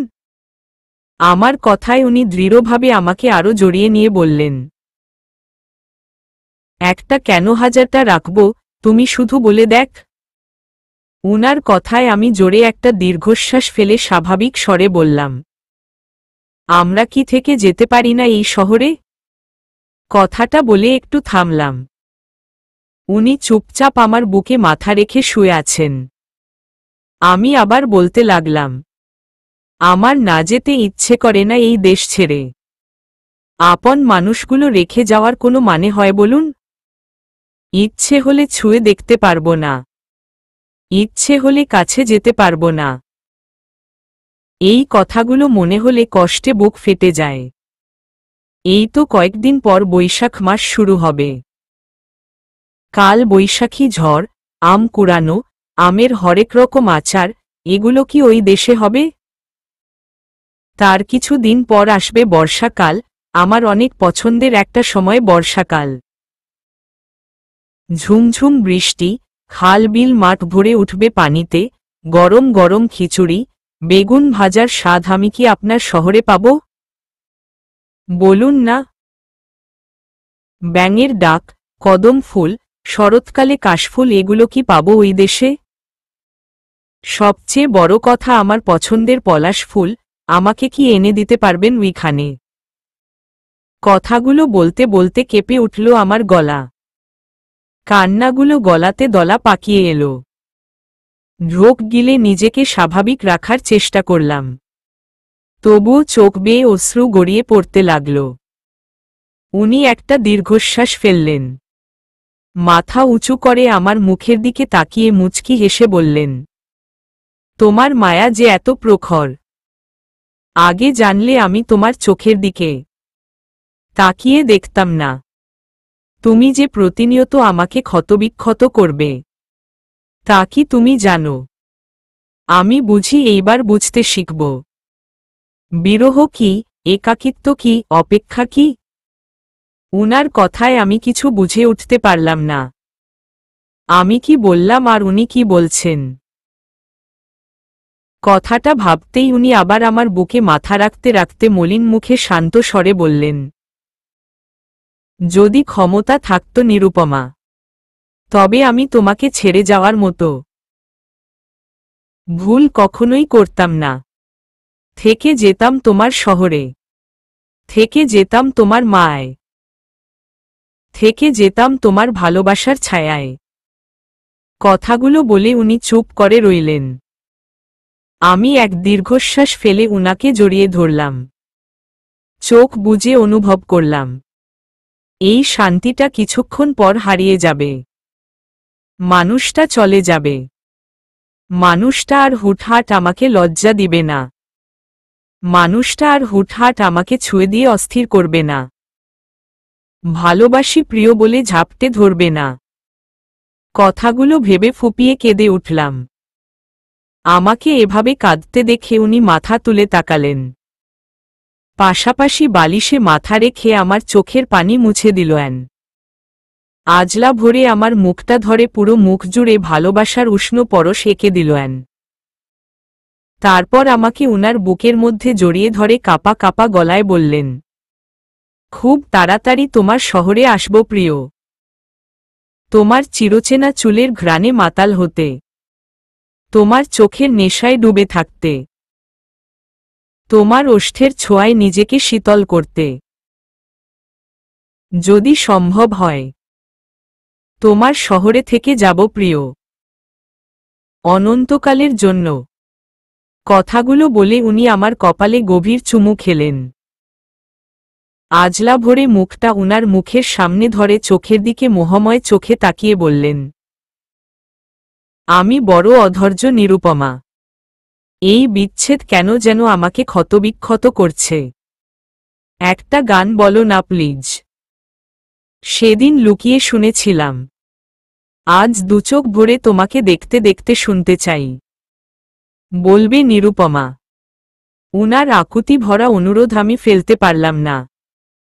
কম্পিত গলায় ঢোক গিলে নিজেকে স্বাভাবিক করার চেষ্টা করে শান্ত স্বরে গেয়ে উঠলাম, সখী, ভাবনা কাহারে বলে, সখী, যাতনা কাহারে বলে, তোমরা যে বলো দিবস রজনী, ভালোবাসা ভালোবাসা।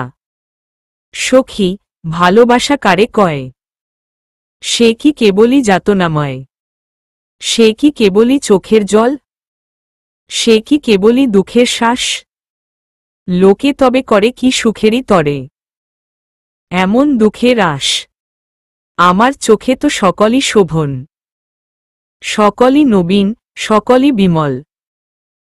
সুনীল আকাশ, শ্যামল কানন, বিশদ জোছনা, কুসুম কোমল, সকলই আমার মতো। তারা কেবলই হাসে, কেবলই গায়, হাসিয়া খেলিয়া মরিতে চায়। না জানে বেদন, না জানে রোদন, না জানে সাধের যাতনা যত। ফুল সে হাসিতে হাসিতে ঝরে, জোছনা হাসিয়া মিলায় যায়। হাসিতে হাসিতে আলোক সাগরে, আকাশের তারা তেয়াগে কায়। আমার মতন সুখী কে আছে? আয় সখী, আয় আমার কাছে। সুখী হৃদয়ের সুখের গান শুনিয়া তোদের জুড়াবে প্রাণ। প্রতিদিন যদি কাঁদিবি কেবল, একদিন নয় হাসিবি তোরা, একদিন নয় বিষাদ ভুলিয়া, সকলে মিলিয়া গাহিব মোরা। চলবে।